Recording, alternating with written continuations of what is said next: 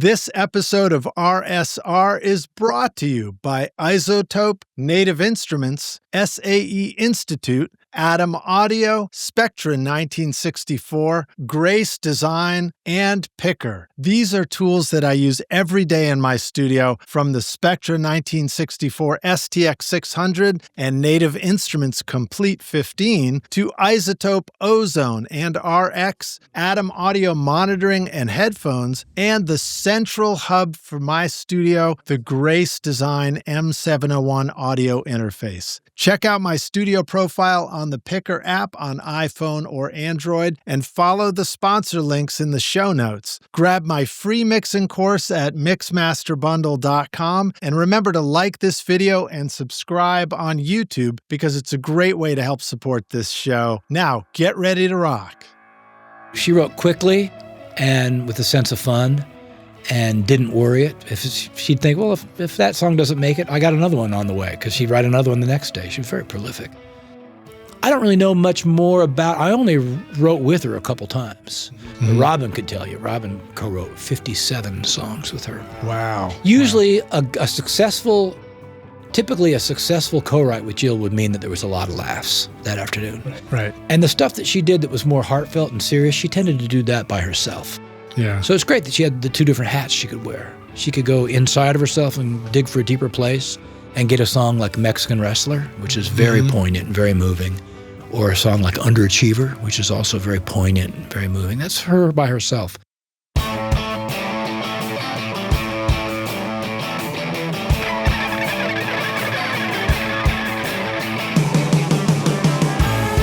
Welcome to Recording Studio Rockstars. I'm Lid Shaw, and this is the podcast created to help you become a rock star of the recording studio.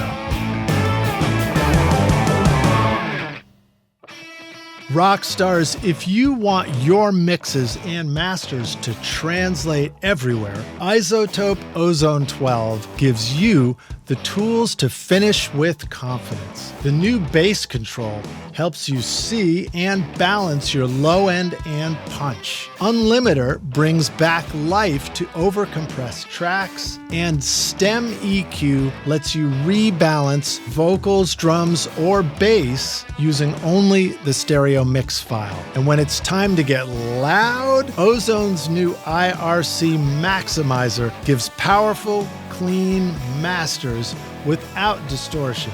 Go to isotope.com and use the code ROCK10 for 10% off. Howdy, Rockstars. It's your host, Lid Shaw, and welcome back to Recording Studio Rockstars, bringing you into the studio to learn from recording professionals and hang out with them as well and be a rock star, so that you can make your best record ever and be a rock star of the studio yourself. My guest today is a repeat guest. It's Brad Jones, a Nashville-based producer, engineer, mixer, and songwriter who co-founded Alex the Great Recording with Robin Eaton. Brad's produced and recorded albums with artists like Jill Sobule, Swan Dive, Josh Rouse, Hayes Carl, Butterfly Boucher, Matthew Sweet, and Robyn Hitchcock. Not Matthew Sweet. Oh, but you played with him, yeah? Yeah, I played with him. Okay, fair. Just played live with him. All right, yeah.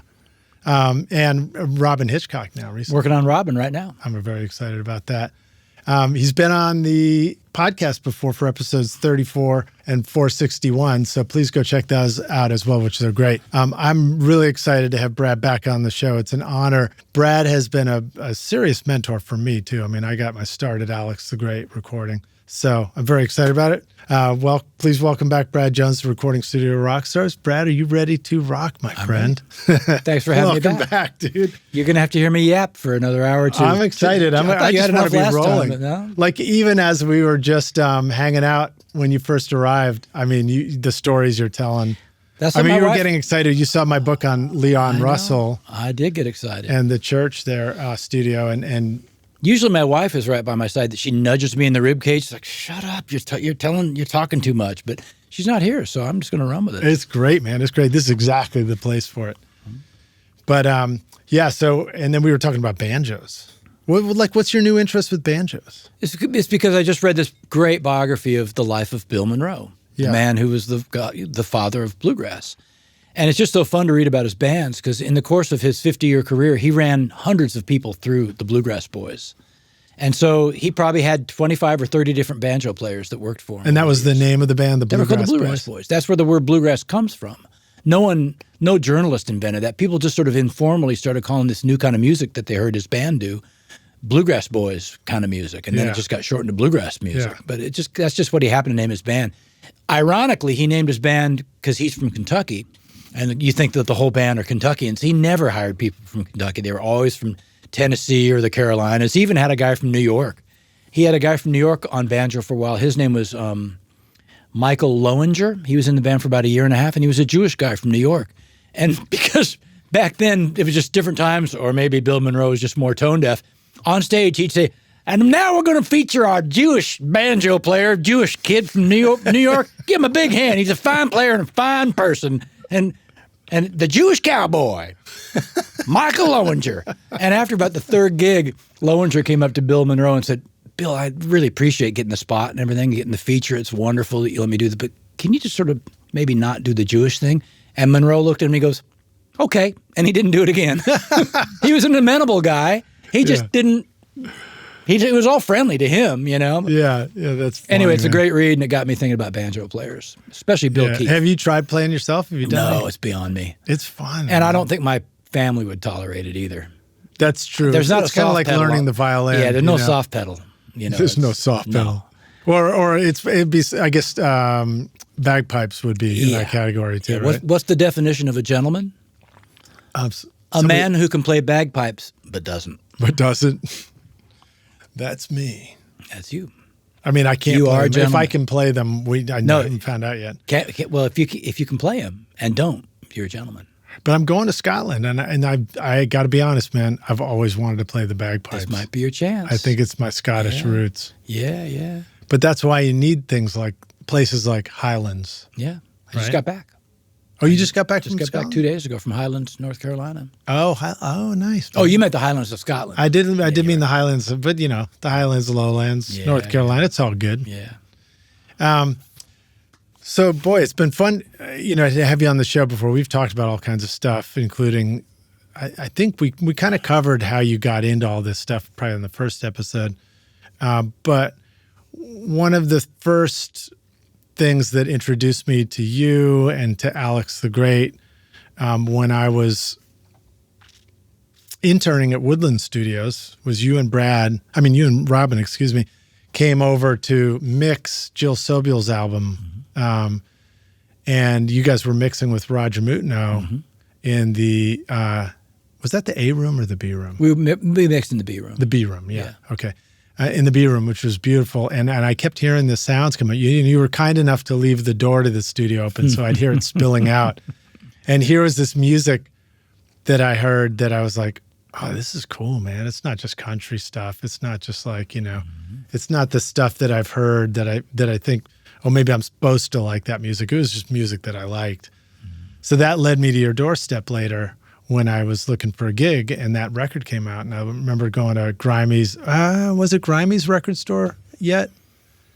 No, it was around the same time. Around the same time. No, Well, I think a it was little bit before later. that. It was before that, actually. Yeah, Maybe 98. Maybe Grimey started. I went to a record store and when they still had the kiosk and you could pop on the latest CD with the headphones. Right. Yeah. And so I listened to it and I was like, okay, this is really cool, And so I just looked you up in the Yellow Pages, and somehow you happened to answer the phone when I called, which was my lucky day. Man. We liked you right off the bat, and you helped us make that studio happen. Yeah.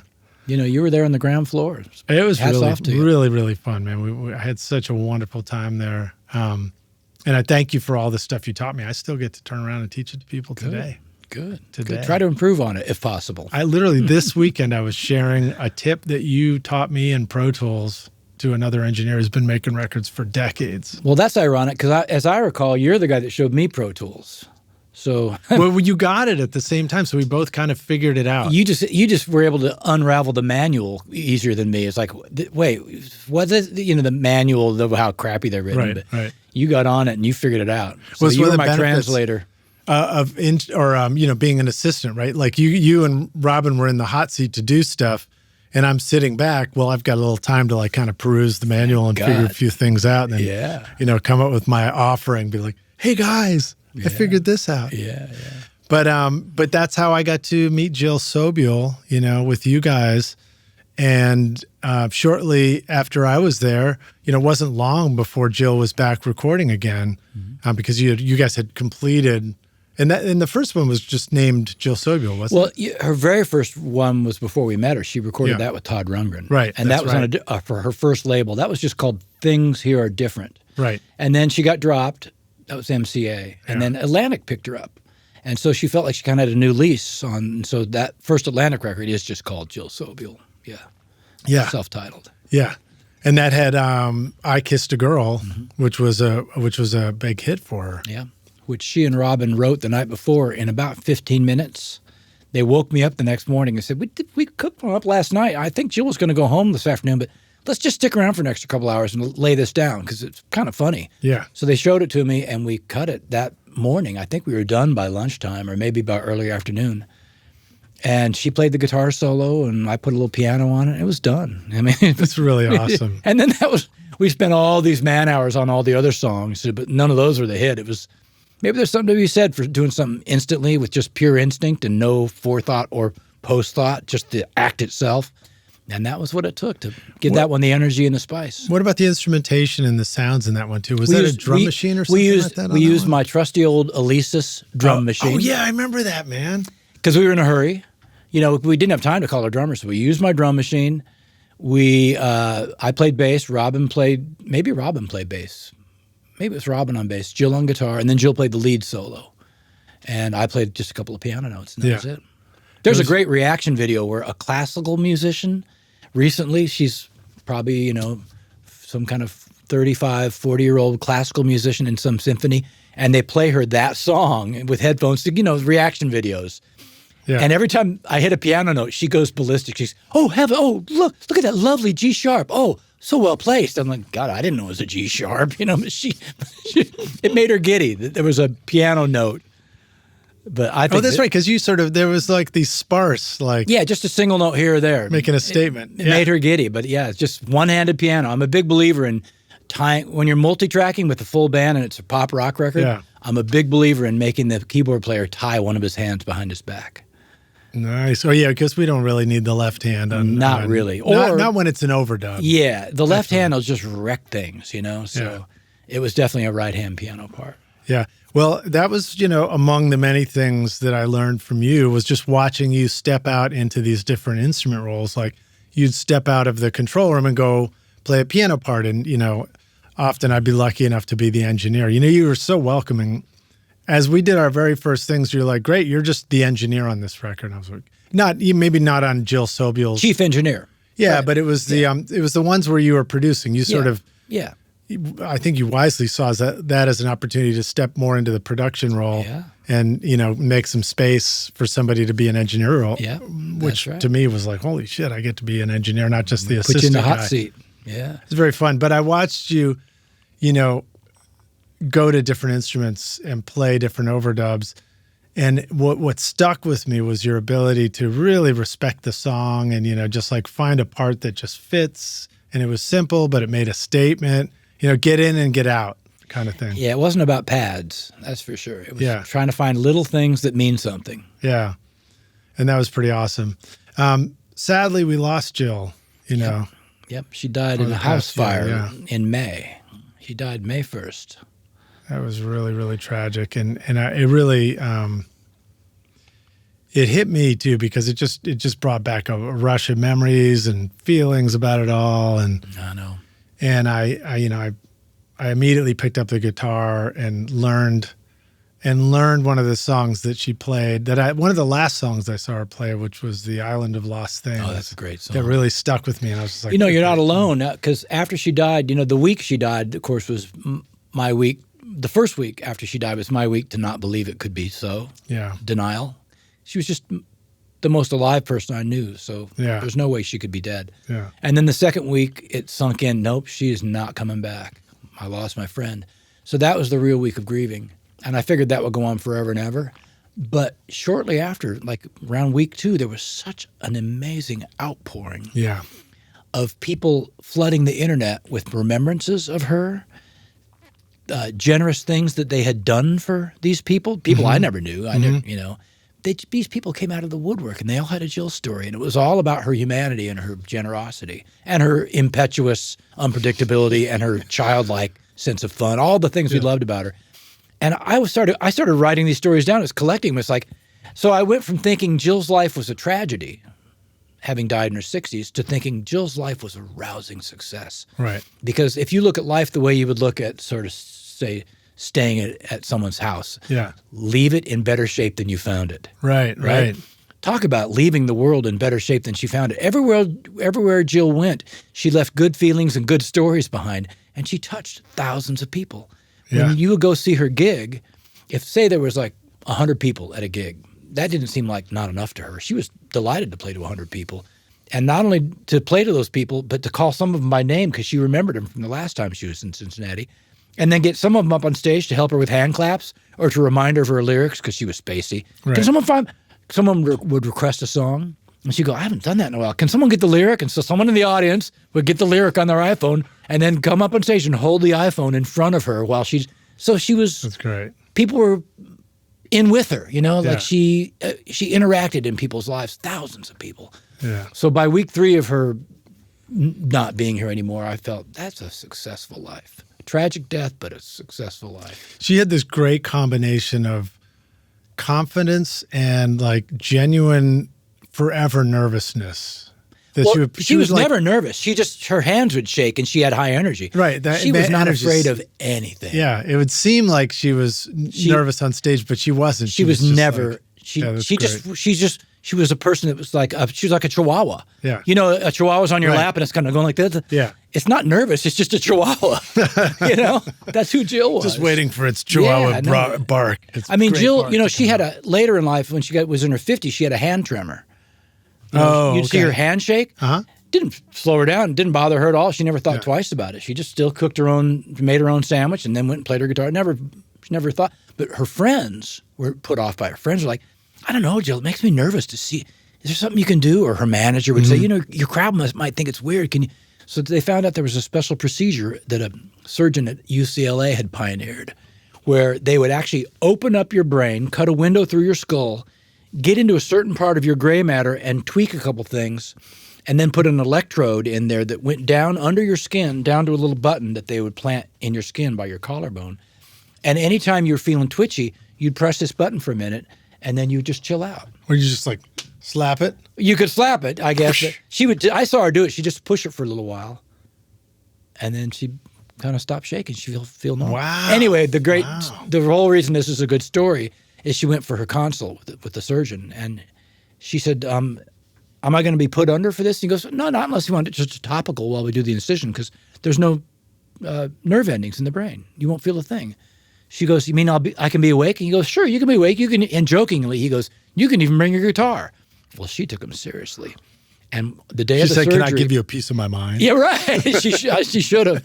The day of the surgery, she goes to UCLA with her guitar and with a videographer.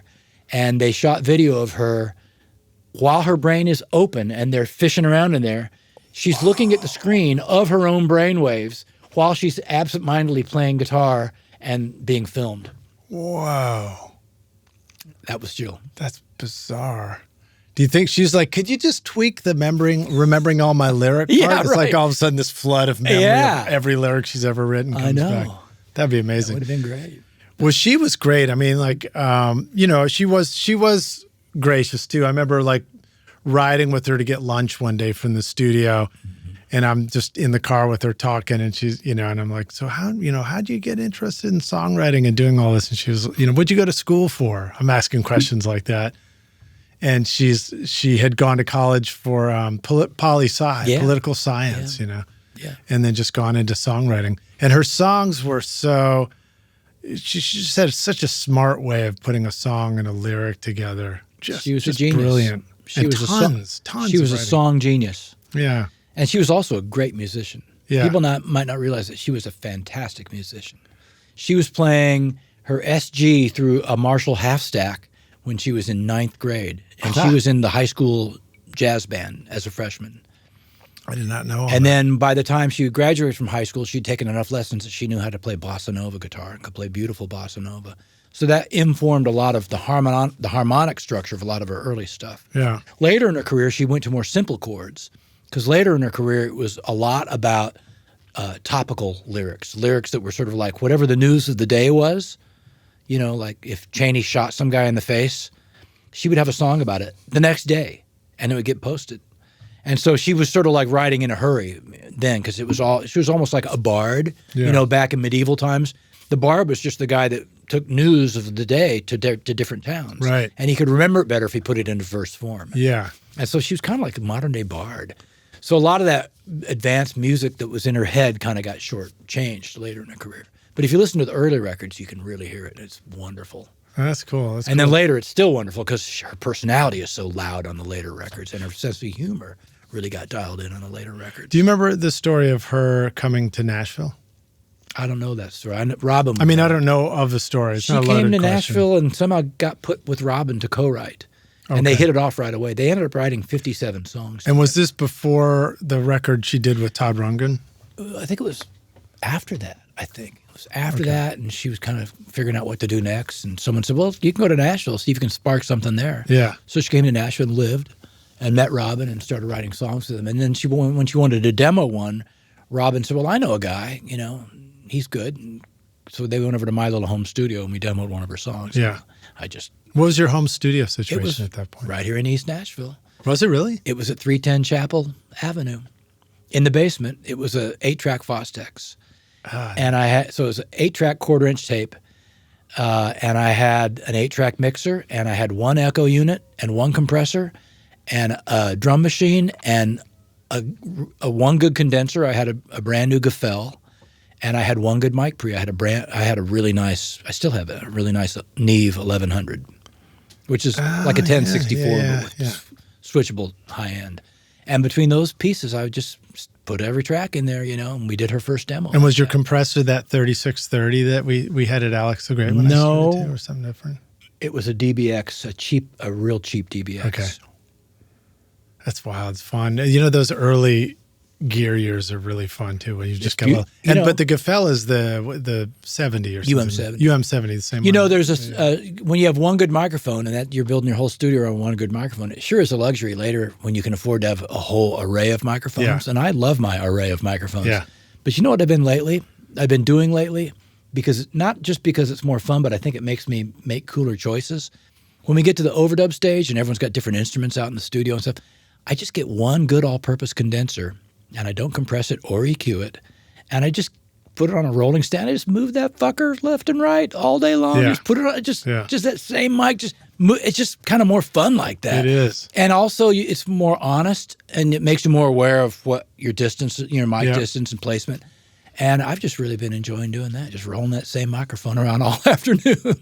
It's really fun. Kind of like old times, So I learned to do that early on. And now that I don't have to do it, I'm coming back to it because I think there's something about that. There's something good about that. And which situation do you do that? Even when you're still in a control room, or more when you're sitting out there and you're now writing? I always have a hot mic in the control room, and I always have a condenser, just an all-purpose, like a FET 47 or something, out in the studio, ready to roll around. Dreaming of a career in audio or the entertainment business? SAE Institute Nashville, in the heart of Music Row, offers hands-on programs where you'll learn on professional-grade gear with industry pros, learning through real projects, not just lectures. Explore studio production, live sound, audio for film, and a whole lot more. Or take the entertainment business program to learn about contracts, promotion, and more. With diploma, associate, and bachelor's programs, there's a path for you. Book a tour today at nashville.sae.edu or call 615-244-5848.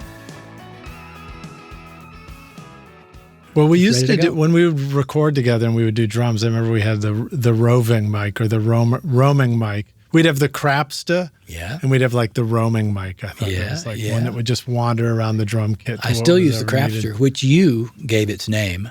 I did. You or who called it the Crapster.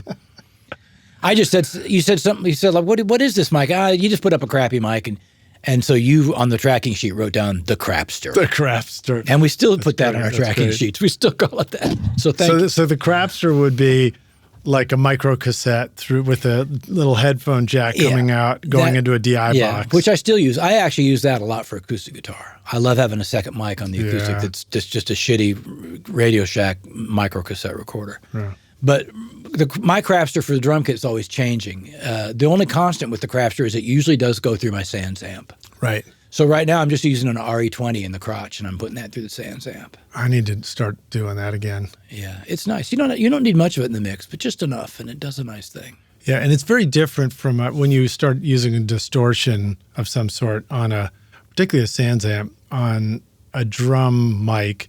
It's quite different than just trying to find a funky extra mic and hoping that some compression on it will help. It is a lot. You can different. Bring out all this cool tonality. Yeah. And you can do tricks. If you have a dedicated Craftstar mic, you can time align it so it's landing in the same nanosecond that the kick and snare are. Or you can delay it 30 milliseconds and put it to the left side of the mix, and suddenly the drums are in this kind of space that you can visualize. Yeah. And that's kind of cool too, because as we know, echoes sound good when they're lo-fi. Yeah, yeah, indeed. They're easier to read. Yeah. I think. They just take up the right space without a bunch of S's. Even and reverbs. Stuff. Like when you put reverbs on things, you will EQ the reverb, I always EQ my reverbs. That's one of the great lessons from the men of the 60s, because they were putting out an Altec Voice of the Theater in an unused corner of the basement of the warehouse or wherever they were, the bathroom or the attic, like in Motown, and then they just put a mic at the other end. And so inevitably they felt like, well, we're using a speaker and a mic, we're going to have to EQ this one way or another. And by using probably Pultecs, they just made a much more narrow kind of EQ, and it just works better in the mix. Yeah, indeed. And then, so that would be one of the things we would have done in Alex the Great a bunch, is prop the door open to the tile room, and we put the Gefell or something down in that one and get this kind of long throw. I get my best electric guitar sound like that. The room mic is actually in a different room, but with the door open. Yeah. That's my favorite way of getting a second mic on a guitar amp. Yeah, and I sort of have that in my studio with the dead room where the amps are. If I open the door, or even do dead drums, but open the door and then put the room mics out the door, it's kind of wild. Yeah, you can enable the mics and you hear room and on everything, and then you just mute it, and all of a sudden you have this sort of dead sound. It's great. Pretty great contrast. Other places that you have tried experimental room mics like that, or ambient mics, or other ways? Other studios? You mean? No, just in your studio, or other situations where like you have an acoustic guitar and you're trying to get more space on it. Because we talked about that on a previous episode about recording. And instead of doing a stereo patch on a keyboard or something, let's do a mono one that goes through a speaker, and then we'll make it sort of interesting stereo that way. Yeah. I was just wondering if you thought of other... Have I cooked up a new one since last year? Have you cooked up a new one? Probably not. Probably just rocking the same tricks. Yeah. But, it's like, I am one of these guys, if you give me a guitar amp, the Music Row thing, of course, is you put two close mics on your guitar amp. I never do that. If I got the luxury of having a second channel for my guitar amp, I'm going to put one close and one far. Yeah. And then once it's far, and by far I mean anywhere from 3 feet to 30 feet, then I decide on a different day if I'm going to time align that to land at the exact same time as the close mic, by nudging it 3 milliseconds, or if I'm going to blow it out and make it be an actual echo and make it even farther than it was. Yeah. But I typically don't leave it. I typically mess with it one way or the other. Okay. I make it either time aligned with the close mic or a dedicated long throw echo. But if you get caught in that middle area where one mic is 6 inches away and the other one is 8 feet away, that can be some bad phasing. Like it can be confusing. Yeah, that's uncanny valley. You don't want to get stuck in that. You want to kind of dedicate one or the other. Too near each other. Yeah. Yeah. And then I guess either way, you could have them both on top of each other, like a mono sound with that echo, or pan them and get a kind of a widening effect. Yeah. There is one thing that I've been doing in the last maybe few months. I've been really into recording guitar amps using a FET 47 about 2 feet away from a single speaker. My favorite cabinet right now is just a single 12 Celestion, and you can put any head you want with it, but that single 12 Celestion in a tight cabinet with a FET 47 about a foot or two out in front of it, it just sounds, that's the most sort of what I would call a realistic amp sound. Just like a drum, it's not really realistic to put your eardrum on a snare, So we put a 57 on there, and then we use EQ to kind of make it work. But same thing with amps. You know, it's not exactly how an amp sounds to put a 57 right on the cone, but it is convenient, and at a gig it certainly works good. But I've really been enjoying having this FET 47 about a foot or two out from this 12-inch speaker. Yeah. I feel like it sounds more real to me than it ever has. Yeah, FET 40. I remember the first time I did a FET 47 along with the 57, and it was probably a Marshall cabinet or something. Mm-hmm. And I noticed, I was like, oh wow, when you add that in, that condenser. Or just use it by itself, which is what I've been doing. Oh, okay. You know? Okay, cool. Only a FET 47 out a foot or two. Yeah, that actually, there's a mic right next to you is a new one that I've got. It's the cab mic came from Roswell Pro Audio. And that one is designed to be dead center on the cone, so you don't have to look for placement. And 6 inches from the I guess it's 6 inches from the grill claw. So they market it as a condenser for guitar amps. Yeah, and so then I tried it out. And it really does sound great. And I got to borrow it from you. And I sort of threw it up against the 57. And the 57, I love that too, but it's a flattening kind of sound. It sort of makes it flat in the mids right up here. And this sounded a little more realistic. Yeah. Kind of fun, like rich depth in there. Exactly. You can get lost in the guitar. Good for indie rock tones. Is it a cardioid? It's a cardioid, yeah. And there's something to be said for putting a figure 8 on just a single figure 8 on a guitar amp, especially if you like the sound of your room. Just that little bit of room that creeps in the back part of it. Yeah. Really, once again, this realism factor that I'm talking about. Does the FET 47, it doesn't do figure 8. It's a single pattern. Yeah. You know, I can put up one of my I've done that before, put up a 3 pattern, you know. I love figure 8 for a million different reasons. And the FETs, the Neumann, that's Neumann, right? Yeah. FET 47. Those also have a couple of pad switches, which can 2 be different really ones. useful. That's why people use them for kick drums. Right, because you it's double the pad capsule it, and you can do anything. So I have it double padded, and I put it. I don't care how loud the amp gets. It won't make it crush. Yeah. So that's pretty groovy. Yeah. Jill Sobule question again. I love talking about Jill. I know. And I feel like I'm excited to talk about her too because. And you're not alone. You know, in the wake of her death, a lot of people jumped on YouTube and were doing her songs. Yeah. And I wish she could have been around to see the outpouring, just to see. She could go online today and see maybe 100 different takes from different people, 100 different people on one of her songs. That's got to be gratifying as a songwriter, that people want to learn your song and want to perform it and put it on YouTube. There's so many on there. So if you don't like the sound of Jill's voice, just go on YouTube and hear some amateurs doing her songs. They're very charming, a lot of them, you know. I mean, she had a great voice. She did. She had a wonderful voice. Yeah. Yeah, and all the songs on that record, on the Jill, self-titled album that you did, the first one, it's funny to hear you describe it because yes, I Kissed a Girl, you can hear it sounds very different from the other songs. The other ones are a little more, they're more warmly sort of crafted. Artistically crafted, like the space and the sound. I mean, you have the sound of the film projector in one. You've got is it I mean, I got to pull cellos and Verbena Bridge. Verbena Bridge has some beautiful sounds on it. Yeah, they just got these real sense. You guys really look to evoke a sense of space and story on the different songs, which is really cool, you know. But I Kissed a Girl sort of took off. And I think there was Rolling Stone that did the obituary on her right after that too? Yeah, they jumped on it right away. Really, really great. And they talked about it being wasn't that like the first openly gay hit single that was released? Yeah, it was. Yeah, which is interesting. And I didn't know that really. It opened a lot of doors, you know. Or if I knew that, I hadn't really thought about it. And it made her kind of an icon in that world, you know. Yeah, and then she had Fabio. She had Fabio in it. Fabio came to her funeral in L.A. Oh, wow. That's amazing. He came, yeah. That's amazing. But yeah, that was so funny. She had such a great sense of humor. I'm making this video about having this big old lug for a boyfriend, and I'm kind of wondering, is there a better way? Let's get Fabio to play the lug. And he said yes. But Jill was great at thinking outside the box, you know, and just, let's just try it. They can only say no. You know, that was always her attitude. So Fabio's fame is... I think his fame, he was a male model. Right. And then I think he was famous for being the first call male model for those cheap novels that were bodice rippers. That's what I was So that would be gonna guess. Fabio, of illustration of him like shirtless, hugging this maiden, rescuing her from the dragon or whatever. That's so great. And then I guess he must have had some TV spots that made him more of a household That's really name. great. That's really good. Kudos. But he had a to good you, sense of Fabio. humor. That's really great. He got the joke. Yeah. What else do I want to ask about that? And then, I guess I just want to ask you about Supermodel too, because that was another standout track, and I think that was that the second single. That was the second single, and we didn't do that as part of the album. Okay. That came, I think that was stuck on at the last minute because she got this opportunity to do a song for the movie Clueless. That's right. And that's part of why when you go to her Spotify page, you see that there's a gazillion downloads on Supermodel.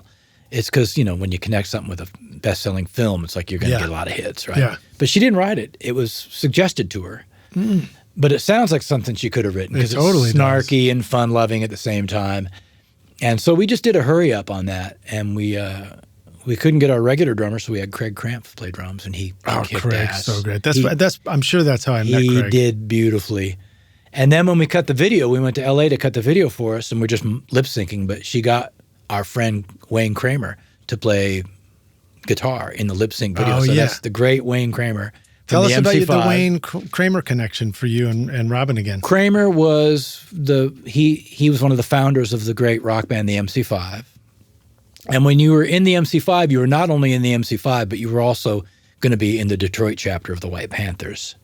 And you're going to be preaching sex, drugs, guns, and fucking in the street. Wow. That was the ethos of the MC5. They all lived in the same house. They didn't bathe. They lived it. You know what I mean? So, and I always loved the MC5. So when he came to Nashville because he was newly married to a woman that was going to try to get a grad degree at Vanderbilt, and he just came along because he was fresh out of federal prison. He'd been there for 3 years. Wow. They targeted him on a drug bust. It was actually Hoover's FBI that targeted him because he was on Nixon's Get This Guy list because he'd been outspoken with the White Panthers. Right. And so the way they got him is they cultivated his drug habit, and they got him to where he was selling the drugs for the narc. And once he got up to a point where it was above $20,000 worth of drugs, they were able to bust him on a felony. And that's how they were able to put him away in federal pen for 3 years. Well, while he was in federal pen, he spent every day going to the library, to the gym, and to the workshop where he learned to be a master wood craftsman, learned to make cabinetry at the prison wood shop. Wow. So when he got out, he came here to Nashville, and I met him soon after he got here, and he was restless because he wanted to make records, and he found out that Robin and I were just building this studio. It was almost done. And we found out that he had carpentry skills and that he really wanted to make a punk record. And so we traded off. So using our console on a card table and just ADATs and whatever we could put together, we kind of put together a pro tem studio at Alex the Great and made his punky record in exchange for him building all of our furniture in the control room. He built our desk. He built our credenza. He built our bookshelves. He did the shoji screens, those Japanese style. If you ever remember those? Wow, super nice. And that was all just barter system. That's and great. And while doing that, he and I became really great friends. And he became good friends with Jill too. So that's how he ended up being in. If you see the Supermodel video, that's Wayne Kramer lip syncing his guitar in that video. That's awesome. And I look forward to hearing the record. I wonder if it is his record that he made with you guys online? He went out to L.A. He moved to L.A. shortly after that, and he ended up getting who's the woman that made all the, not Sally Rogers, the woman that was getting a lot of the work doing punk bands at the time. What was her? Maybe it was Sally. I can't remember her name now, but he got her to recut the whole thing with a little more kind of contemporary kind of SIR sounding. Sometimes we got to go through that, right? Sometimes the we record, make the one I did with him was real scrappy, and we just take a Fender amp and turn it up, and didn't worry too much about double tracking. But he went out and did a more sort of plush sounding plush sounding punk, which was the sound in the late '90s. A lot of guys making records like that in LA. Yeah. So it's right in with the sound. His label was happy. Epitaph. That's the sound they wanted, and so he recut it all out there. Well, it's fascinating. I mean, there's that process we go through sometimes where we get a little bent out of shape when people record with us and then don't continue with us or something like that. Not me. But, in the end, it's like all any of us get is just the experience, Oh, yeah, exactly. So we can't get, if I've ever been with an artist more than 2 records and they come back at me for a 3rd record, I always have a sit-down conference with them. It's like, that's great. But if I was your manager, I would be telling you to do something different. And like, yeah, but I like you. Yeah, but just think about a manager's point of view. Look at the big picture. You can always come back to me later, you know? Come back to me and do the 5th and 6th records with me. But you're young, you know? Spread it around. Try different stuff, you know? Right.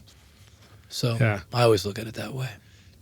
When you were coming to Nashville as an artist before you became a producer, really, I guess that's fair to say, right? It was before you became a producer. I came here with a rock band. We were going to try to, you know, we were doing what all rock bands do, try to get original material and get signed on it. That's what we were trying to do. Yeah.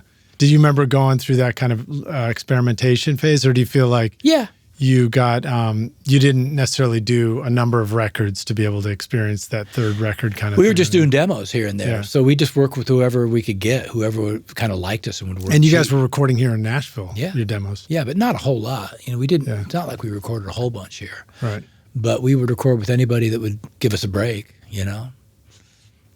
And, you know, you learn that way by working with and for different people. And that was Tommy Meyer, right? Tommy was in the band, yeah. And then who else? Scott Asbeck was on bass. Scott Asbeck, okay, cool. Al Shares was on guitar. Scott Asbeck is in Paul Thorne's band now. Okay. And Al Shares, our other guitar player, is the head of public radio in the state of Iowa. He runs it. Oh, no shit. Right on. Right on. Rock stars, if you want fresh song ideas, Complete 15 from Native Instruments has the tools to kickstart your creativity. With Contact 8's Chords tool, you can generate and customize chord progressions instantly for songwriting. And the Phrases tool gives you ready-to-go melodic inspiration right at your fingertips. With 165 instruments and over 150,000 sounds, Complete 15 helps you turn blank pages into music.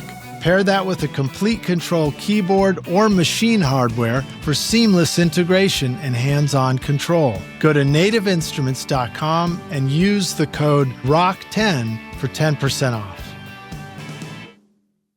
So Supermodel was not a song that Jill wrote, but maybe talk a little bit about how she wrote. If that's fair to ask you. I know Robin has a lot of stories about that too. She wrote, but I know you. She wrote quickly and with a sense of fun, and didn't worry it. She'd think, well, if that song doesn't make it, I got another one on the way, because she'd write another one the next day. She was very prolific.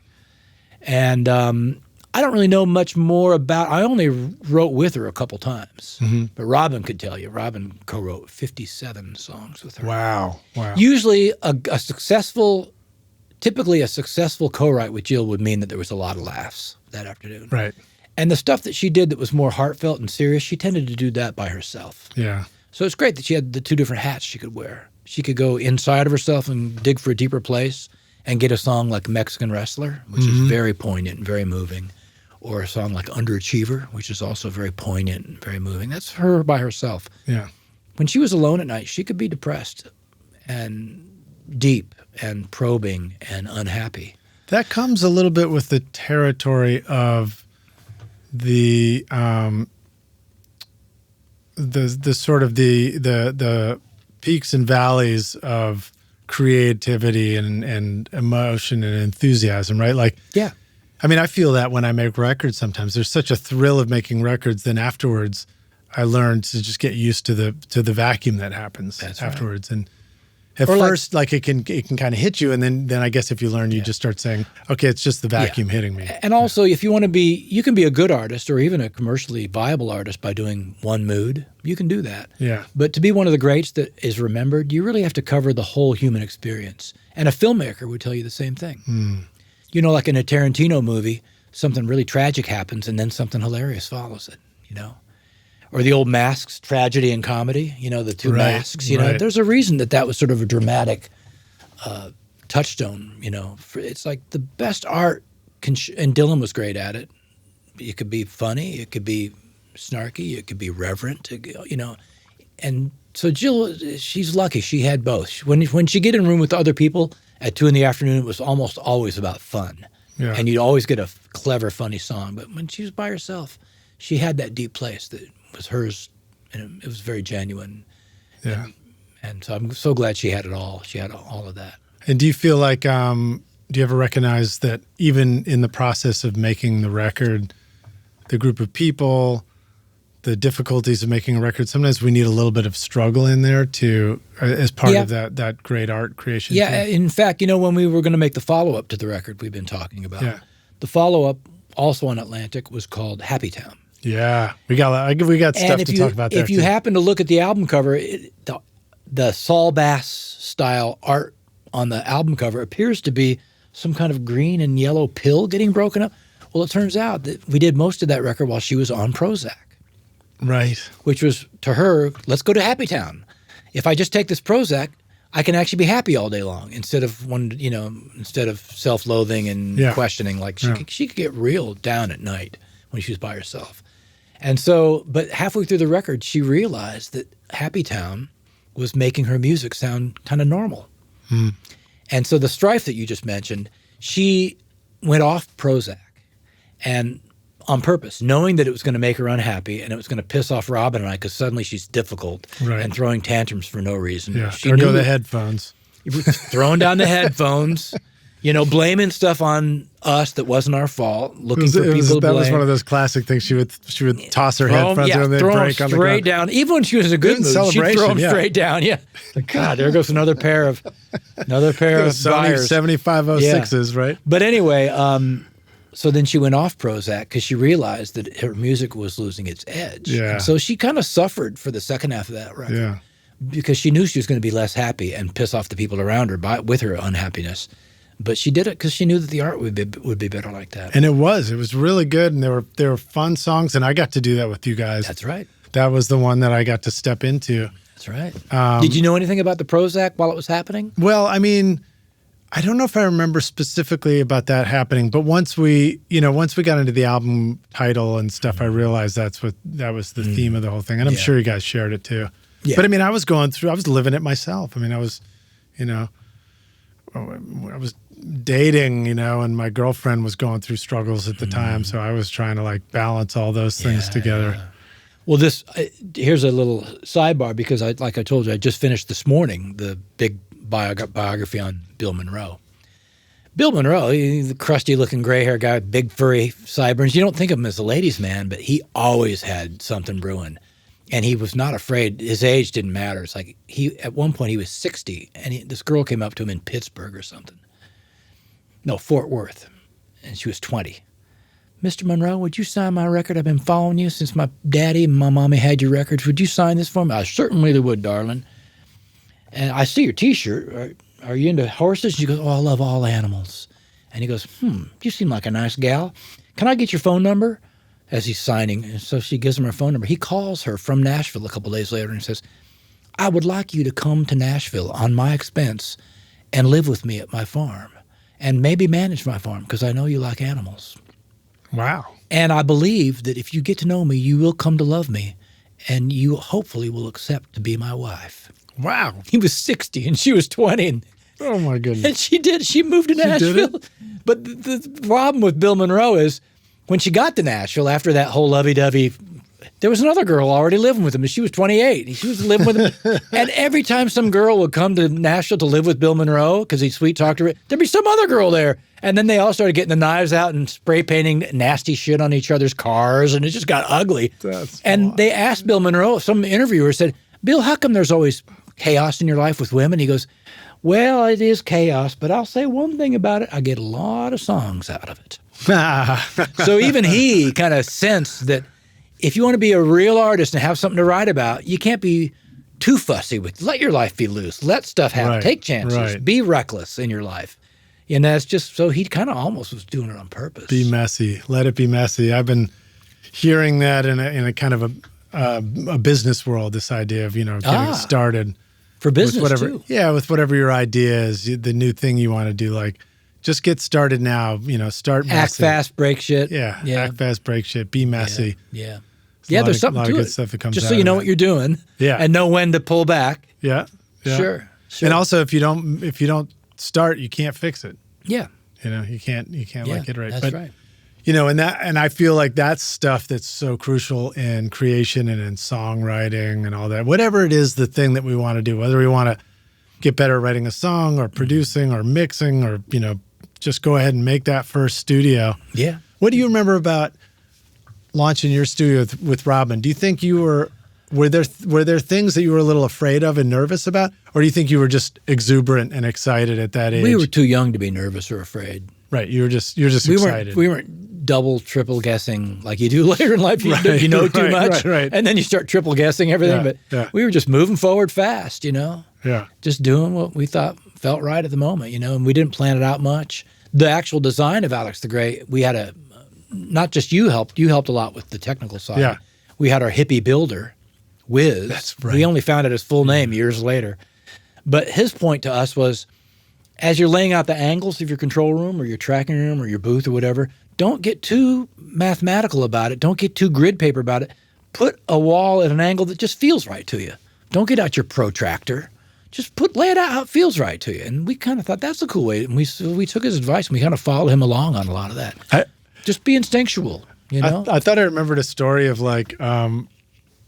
because Robin tells funny stories too. And I'm going to completely get this one wrong, but I thought he had helped with Robin drawing out some kind of pentagram thing on the floor of the studio or something. Yeah, because it was meant to be vibes. a spiritual guidance, almost like a finding the feng shui. You know. And then I feel like the part of the story was you come back home, what the hell is this? Well, Robin is a poetical, romantic fellow. So Robin was the pentagram. I came back and was pentagram, schmentagram. Let's just make it sound good, Right. Listen, if we can get plenty of pentagram in our rock and roll if we need it. We don't necessarily need to have it drawn on the floor all the time. Yeah, but still, he was still a good influence on us, though. Yeah, no, I love it. I mean, I like that thinking outside the box stuff. You don't want to get too precious about everything. Yeah. And then you were talking earlier about that life path of, in our youth, we have that youthful exuberance. It's we're ignorant enough to do incredible bold moves. Just fool enough to try. Which is great. It's great. Yeah. So we've got energy, and we can take the fall, because we're made out of rubber. And if we wreck the first act, we've got a second act, right? And then a little later in life, we sort of have this convergence of wisdom and everything like that. Mm-hmm. And I guess the intersection of those two things can be a real sweet spot also in terms of you still got the energy and the youthfulness, but you've also got the wisdom, or you're acquiring the wisdom to do some really great works. Yeah. Which is a kind of a fun thought. And I don't even know what my question is. I just thought that was a cool concept. I feel like when I came into my wisdom, I guess in my 50s. Yeah. Right. And it was really feeling like I was seeing the biggest picture I'd seen, and as clear as I'd ever seen it. Seeing the whole, how everything adds up. Yeah. And you're also a family guy at this point. Yeah. But I'm talking about production here. I'm talking about arranging and production. Yeah. Specifically. I found myself not trying as many kind of crazy sounds or trying as many sort of jump in the deep end experiments, but I was laying out the music in a way that I thought was the ideal blend and the perfect feng shui, like you said, the perfect amount of furniture. And it made my productions actually sort of less saucy and less things to talk about. Like if you do an arrangement that's filled with bells and whistles, it gives you and those around you a lot to talk about. It's like, and then on the bridge, there's that. Can you believe it? I do less of that now. So I almost feel a little bit shortchanged because I think my productions are geared towards giving people pleasure more than they ever have. I think I've really learned how to harness pleasure, how to make someone just feel good and they don't know why. Right. But unfortunately, they don't realize that my magic trick is kind of lost on them. Invisible or something. Because it's like it makes a lot of my arrangements plainer than they used to be. Right. But I'm doing the ratios and the spatialities and the note choices and with more wisdom than I ever have. So I think that I really know how to make something that gives pleasure. And and another thing is cumulative pleasure. Back in the day, I never would have thought about a song having to have some kind of end result. And now, for me, it was just enough that the texture was just great all along. But now I need to have, and I'm a real stickler about this, I need to have it add up to something by the last verse and by the outro. Right. So that when the outro is happening, people feel like they've gotten somewhere. Yeah. And if they haven't ended up somewhere different than where they started, or something cumulatively hasn't ripened by the end of the 3.5 minutes, then I failed. But I never thought like that when I was doing my flashier productions. Never even occurred to me. What about this? Do you see that in the song itself too? Oh, yeah. So before even beginning? Oh yeah, it's in the structure of the song. Yeah. Like for instance, you make a 3.5 minutes pop song, and you want people to walk away from that song with it ringing in their ears and in their soul. Mm-hmm. And if the most poignant moment of that song was in the bridge, and it only happened once, by the time they walk away from the song 3.5 minutes later, they're walking away just thinking about a guitar figure that you're fading out on. Right. It's like, wait a minute, why don't we have them walking away with that poignant part of the song ringing in their ears? And that's what they're carrying away with them. Yeah. So you actually make the different elements of the song come in a different order or a different amount of times. You know, like if that bridge was the thing that really had that emotion, maybe we can get away with it as an outro as well. Have it happen twice as often, you know. But it sounds manipulative, but like a film director, I try to make a little experience that I can manipulate people's feelings without them knowing that I'm doing it. And they have a real specific feeling by the end of those 3.5 minutes, and they don't necessarily know why. Yeah. Well, I don't know if this is something people say, but I would imagine like the best meal is one you didn't even know there was a chef behind it. Yeah. Yeah. You know, it's just made so well exactly. that you're lost in it. Yeah. And probably one that you enjoy and you're wrapped up in your own experience instead of the thing, you know, that's a beautiful thing about music, you know, when you can listen to a song and it hits you in the heart and you leave feeling like that says a whole lot to you. That's probably the best way to do it, right? That's right. Most satisfying and most lasting. Most lasting, yeah. So, you know, to Jill's writing too, what about, you know, when you were producing and I was there engineering, I picked up on all these fun little details about your method, which I appreciated. So like you had a little leather notebook thing and you'd sit in the back chair of the room and you'd take notes, you know, on pieces of paper. And I still have like, that's so cool. I still have it. And by the way, I took that out to San Francisco for the last Chuck Prophet record I did out there. And when Chuck saw me come in the control room, he goes, "Oh, Christ, he's got the leather notebook," which meant he knew I was going to start tearing apart his arrangements. Right, you were there for serious. I was there. We're going to get in this, Chuck. I was like, "Oh, Christ, he's got the leather notebook." He knew he was in for it, but we always work it out. We get something. That's great, yeah. Unlike the rest of it, you know, people are just like, "Oh, I got the new iPhone," but you held on to that. Well, look, when you have a big piece of blank paper in front of you, you can actually draw little arrows. You draw, I have this idea, but now I'm going to draw the arrow of that idea down to the outro. And then on the right side, I'm going to put the arrangement, verse, chorus, bridge. On the left side, I'm going to put only my instrument ideas. Yeah. And in this little square I've got penciled off at the bottom of the page, I'm going to put in my ideas for eventual editing. And if you were doing that with a phone or with a laptop, you wouldn't be able to do it as fast. Yeah. And you wouldn't be able to do those little shortcuts like drawing an arrow from the left side of the page down to the bottom right side of the page. Yeah. Also, it gets changed later as software. You get to delete it. And you use your eraser, you know, so I highly recommend people have their own leather notebook when they're brainstorming. Yeah. Now, when I get to the mix stage, by then I'm listening in a darkened room and I'm just doing single notes to myself about what I want to do the next day to better the mix. Then I'll use the text edit, stuff, right? And I'll just type it into my laptop. But when you're doing production and arranging, use paper and pencil. Yeah, it feels way more creative. It's just like, you know, it's like writing. I love using all the digital tools for making music too, but I feel most creative on a guitar or a physical instrument, expressive. It's like it's more of a direct connection to the physical. It's true. Of and our also, bodies, you know, we don't want to look at screens any more than we have to in the course of a day. I know. So if by using pencil during that first day of production, you've looked at the screen 20 minutes less. That's good. 20 minutes less is good. Yeah. Looking at a screen. I try to turn off my screen now when I'm doing playbacks for the band. I don't always remember, but I try to remember to turn off the screen when we're doing a playback. Yeah, I've explored various ways to try and automatically do that. Like, you know, I thought, oh, wouldn't it be cool if there was a plugin that would just sort of turn the screen into nothing or something else? Nothing is better. Yeah. Because if it's something like a colorful rainbow that keeps fractally unfolding, all these musicians in the room, they just watch that. No, you're supposed to close your eyes and listen to your part. Yeah. Just looking at this Yeah. peacock that's entrancing them, So just turn it off. Yeah. Black screen is the best. When I'm doing comping, when I'm doing song arranging, edits or whatever, I always do the thing. I look at the screen, then I just look down while I'm listening, because that's the only, like, I'm just trying to get away from what it is and hear it in a new way. Yeah.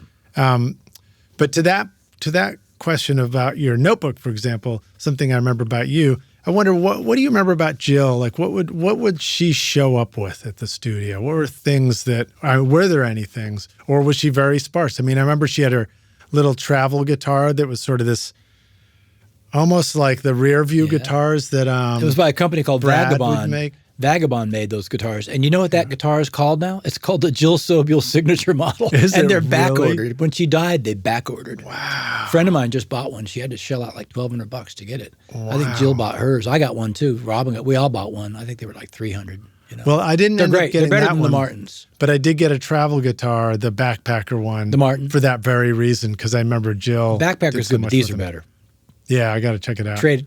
See if you can make a trade. I'll do it. I'll say, who wants to trade? But no, Jill would just show up with her guitar and her song and say, here's how it goes, And we just start working on it, figure out the key and figure out the arrangement and what kind of instruments we want to use, But I don't remember her ever playing much keyboards. She was a good drummer.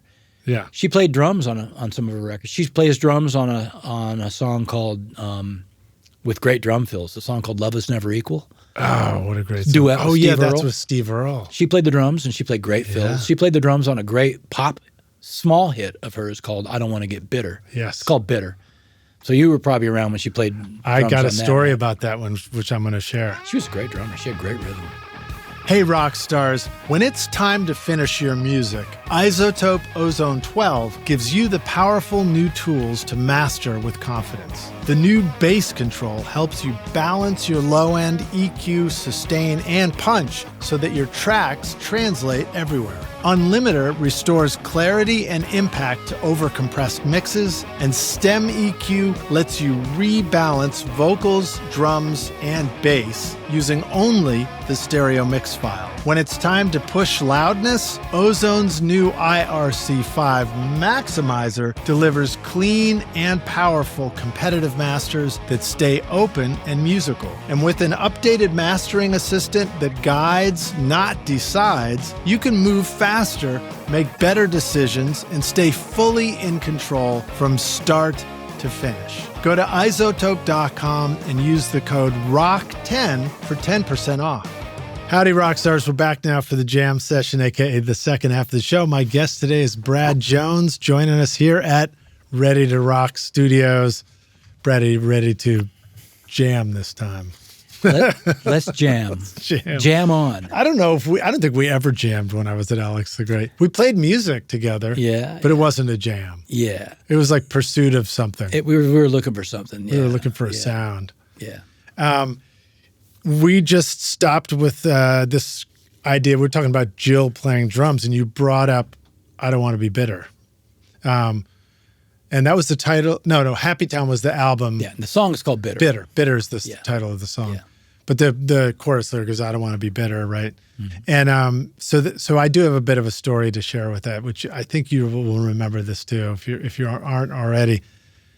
I started that one by secretly recording Jill in the other room playing drums on the drum kit. Mm-hmm. And so you and Robin were probably working on something, and I had the headphones on and a DAT machine going, and I would record her with the open mic that was out there playing drums when she didn't know it. And then I built a loop with the sampler on the little Mac that I had brought in. Right. And I had some kind of loop, like maybe Performer or something like that was the software that would do the MIDI controlling. That's right. Thank God for doing that. Yeah, we couldn't have done that without you. Well, I showed you guys a couple of loops, and then you said, "Oh, that's cool. Let's incorporate it." So, and you guys were already working up the song Bitter. So the song, like your cool edits, where it's like a little bit of the loop, and then it's the drums. That's right. But then did she play drums over it as well? Like I think she did. Overdub, right? I think once we had the loop down, she double tracked it. Yeah, or at least like played the fills. replayed or something. Yeah. But it's all coming back to me now. when you just heard her practicing and you thought, man, I'm going to capture this. Yeah. If I remember right, it wasn't the close mics in the drum kit. It was an open vocal mic that was across the room. Yeah, something. It was whatever was there. And it was going through a compressor. So whoever we were recording that day, we were recording with a boatload of compression on their voice. Because you can tell it's the sound of a single condenser mic about 25 feet from the kit that's still squashed. Yeah. And a little bit distorted. I think it was probably hitting pretty hard. And that was the sound, you know? Couldn't have worked out any better. It was total. Do you think we had accident. the distressor yet at that point? I remember that so. appearing. I think that was probably my LA2A knockoff. My Anthony DiMaria Labs, the ADL. Yep. Probably was that. Because that was, but it could have been the Well, you also had the 2254, the Neve. Yeah. But which was great for those still kinds great. of sounds. I use it all the time. But yeah, I think it was that LA2A knockoff, the ADL, I think. Anyway, it was really fun. It was fun to experiment. Happy accidents. You know, and it's one of those things that, like, when you are in that kind of assistant engineer role, or you're part of a team, and you're not doing something, you get the extra moments to, like, try a little thing. Yeah. You know? While we weren't looking, and then you were off in the corner. Bring it and see if it, you know. Yeah, it was great. What are you gonna Hats off that? to you. It was fun, man. Everybody should go listen to that track. It's a great one. And then that one turned out great. And I've got this awesome quote. Remember when we turned it in?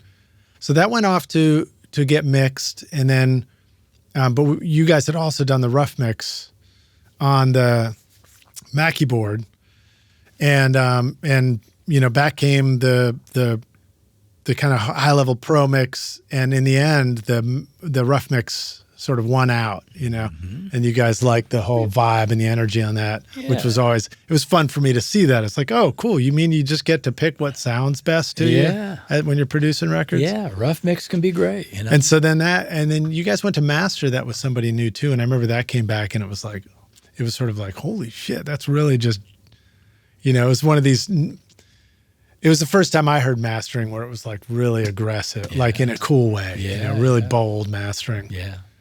Yeah, I think Atlantic wanted that to be the single, you know, which I guess it was, but it just didn't go to the heights that I Kissed a Girl did. Yeah. But it was a follow-up, you know, that sophomore record. I mean, even though it technically wasn't a sophomore record for her, it felt maybe that way with us. But do you remember the message on the message machine? From the manager.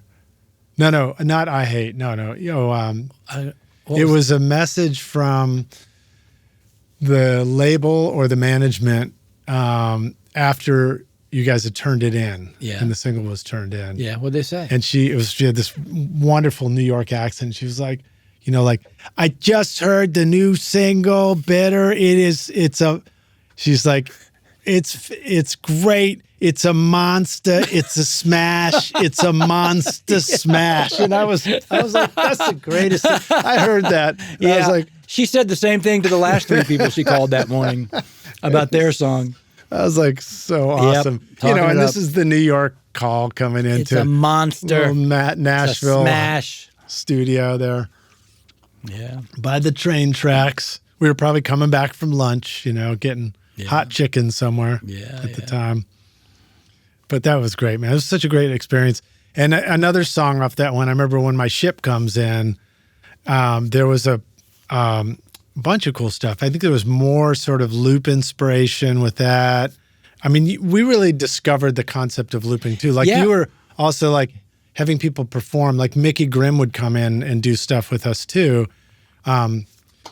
You know, R.I.P. Mickey Grimm. So sad to lose him recently too. Yeah. What a wonderful soul. He was beautiful.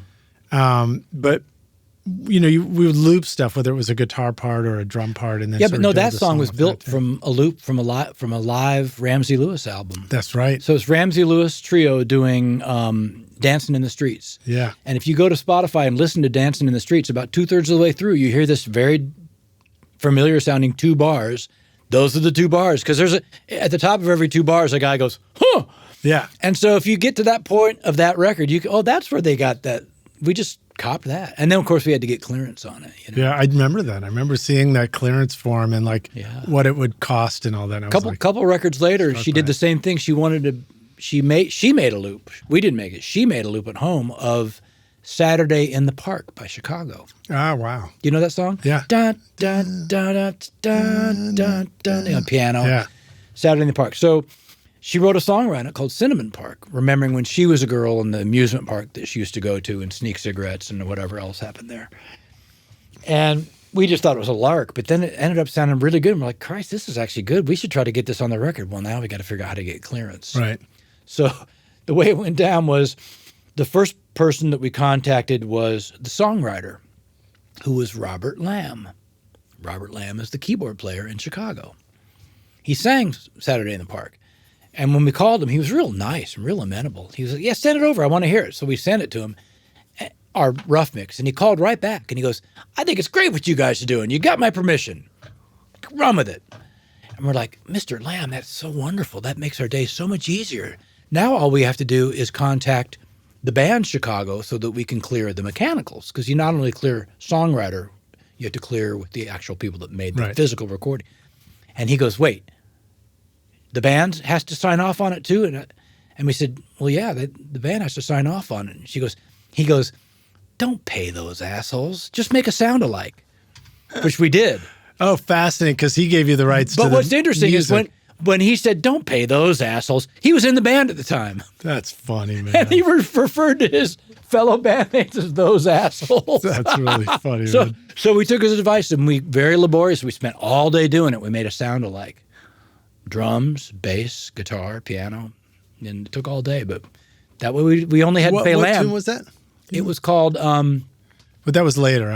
It was called Cinnamon Park. Oh, Cinnamon Park. That's right. It's a great grooving record. Yeah, and there was another cool sampling thing on that. So I think that was the one where you guys sampled Jill's guitar solo and then laid it out on the keys on that Ensoniq EPS 16 Plus. Yeah, so the I've Plus. got all the nerdy. Oh yeah. The nerdy, the model names for you, Yeah. or model numbers. I mean, we don't get. How often do we get to remember names? We always have to remember these silly numbers. I know, yeah. But then she just like played it back, and it's all like, it's great angular jerky. You know. Oh yeah, that was great.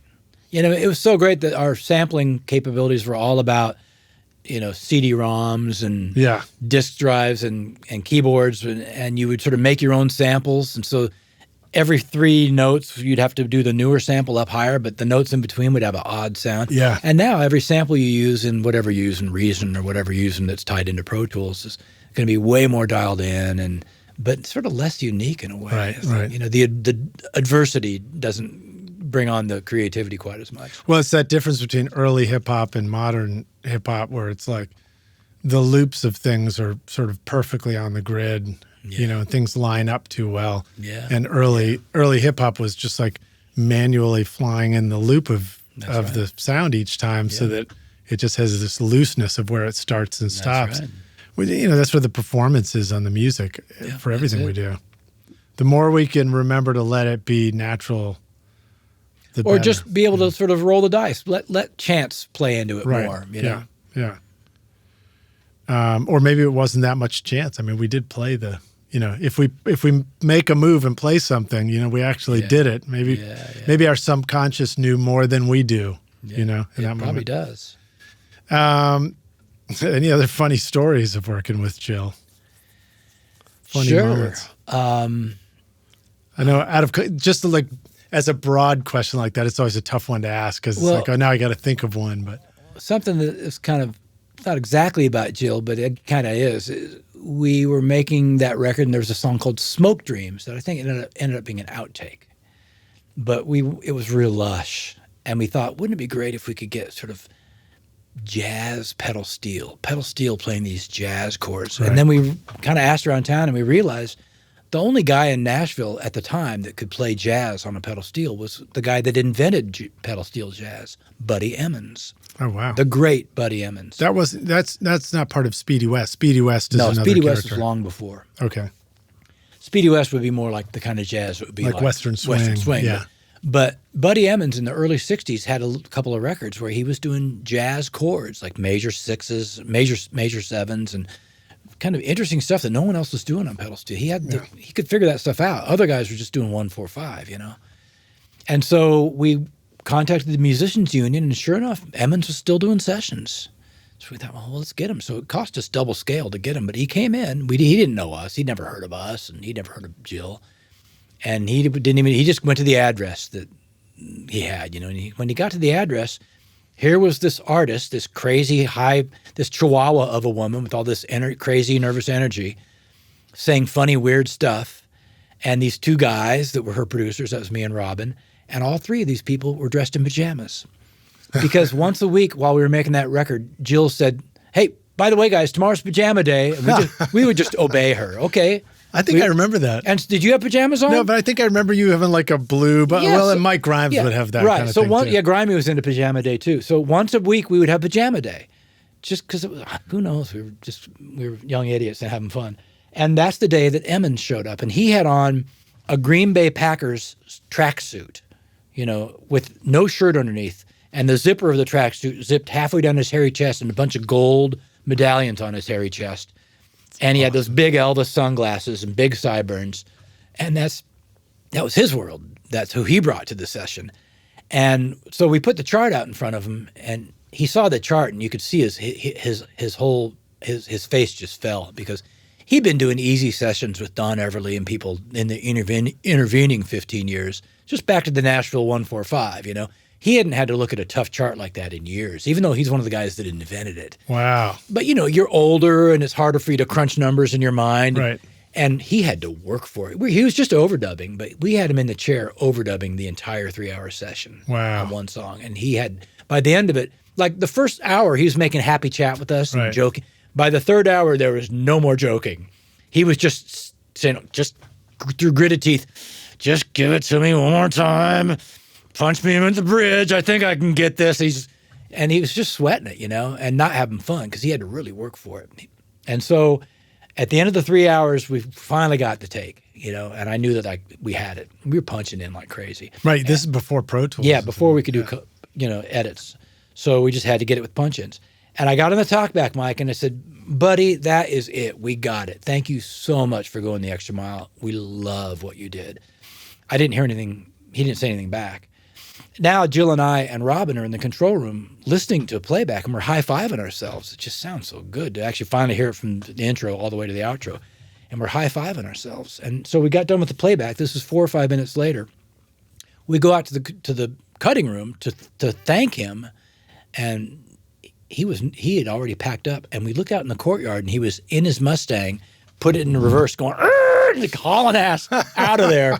Like you couldn't wait to get to Brown's Diner and have that martini. That's funny. And he had no interest in sticking around and talking to us. That's really That was our session with Buddy Emmons, watching him haul ass in reverse out our driveway and out of our lives. Oh, but he played beautifully. It probably did get released eventually. Most of our outtakes eventually came out. That one's called Smoke Dreams. If anyone wants to hear beautiful pedal steel playing. That's cool. That's cool. Are you ready to launch your career in the audio or entertainment business? SAE Institute Nashville, right here in the heart of Music Row, offers hands-on programs to prepare you for the industry. From studio production and live sound to audio for film and a whole lot more. You'll learn by doing, working with professional-grade gear alongside experienced industry pros. If you're more into the business side of entertainment, SAE's Entertainment Business Program teaches essential basics like contracts and promotion to help you navigate the industry. With diploma, associate, or bachelor's degrees, there's a path for everyone. Plus, Career Services supports graduates as they take the next step. Want to see it for yourself? Immerse yourself in Nashville's exciting music scene and book a tour today at nashville.sae.edu or call 615-244-5848. Well, it was fun for me being at Alex the Great with you guys, where I was introduced to that world of accessing musicians and having them come join you in the studio for people from different generations. Like Al Perkins, I met him working with you. You'd have all kinds of folks coming in. Those guys were all still around, and it was great to work with them. And to put them in a session with young people doing weird stuff was always great, because usually musicians, if you're a good musician, doesn't matter what age you are. You love playing with young people with new ideas. You want to change it up. You want that. Yeah. And so we always had really cool chemistry in those bands we put together. Well, you'd bring in great drummers like Greg Morrow. I remember him coming in and hearing him play, and Kenny Malone and Mickey Grimm. Mickey Grimm. Yep, absolutely. Mickey, idiosyncratic drummers. Let's bring up a couple of Mickey stories too, because he's such a awesome dude. He would bring in he'd bring in like an old oil canister full of oil. Yeah. And he would do these glop, percussion glop. things. Yeah, and this would be like doing oil. Yeah. And that would be a percussion part. Or he'd bring in bags of seeds, like to plant, to plant rhubarb. Yeah. And we'd be doing sound checks, he'd be like, okay, this is carrot. Is zucchini better? Go with the carrot. It has a little lighter sound. It has a little cardboard packet of carrot seeds. Well, one of my favorites about Mickey is he had this great way of playing drums too, because he would play kind of like traditional stick too, and it was a little bit like Brian Blade, who I've seen play. I think it was with Joshua Redman or something like that. And but Mickey, similar to that, would do these things that sounded like he was falling off his drum kit a little bit, but he was actually in his groove. Yep.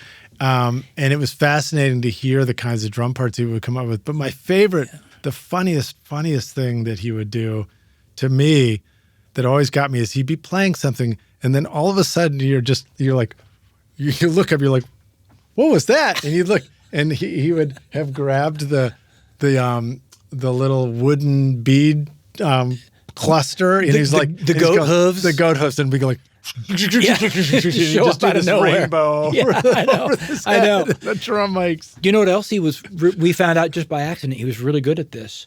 He was brilliant with his mouth. And he'd just be in the control room, like we'd be listening to playback, and with his mouth during the playback, he'd be going, doing this crazy. And so then we realized we can put a vocal mic on him while he does his drum pass, and he would do a crazy mouth thing while he's playing a full drum pass at the same time. Yeah. And we just mixed a little bit of that in the mix, and it became so human but mysterious. It would never be so loud that you draw attention to it, but suddenly the drum kit was like speaking, He was great at it. Yeah, good dude. And, later I was doing the Rosco Gordon record, and you guys were so generous to let me, as the young guy, have access to the studio on the off time to go over and do some stuff.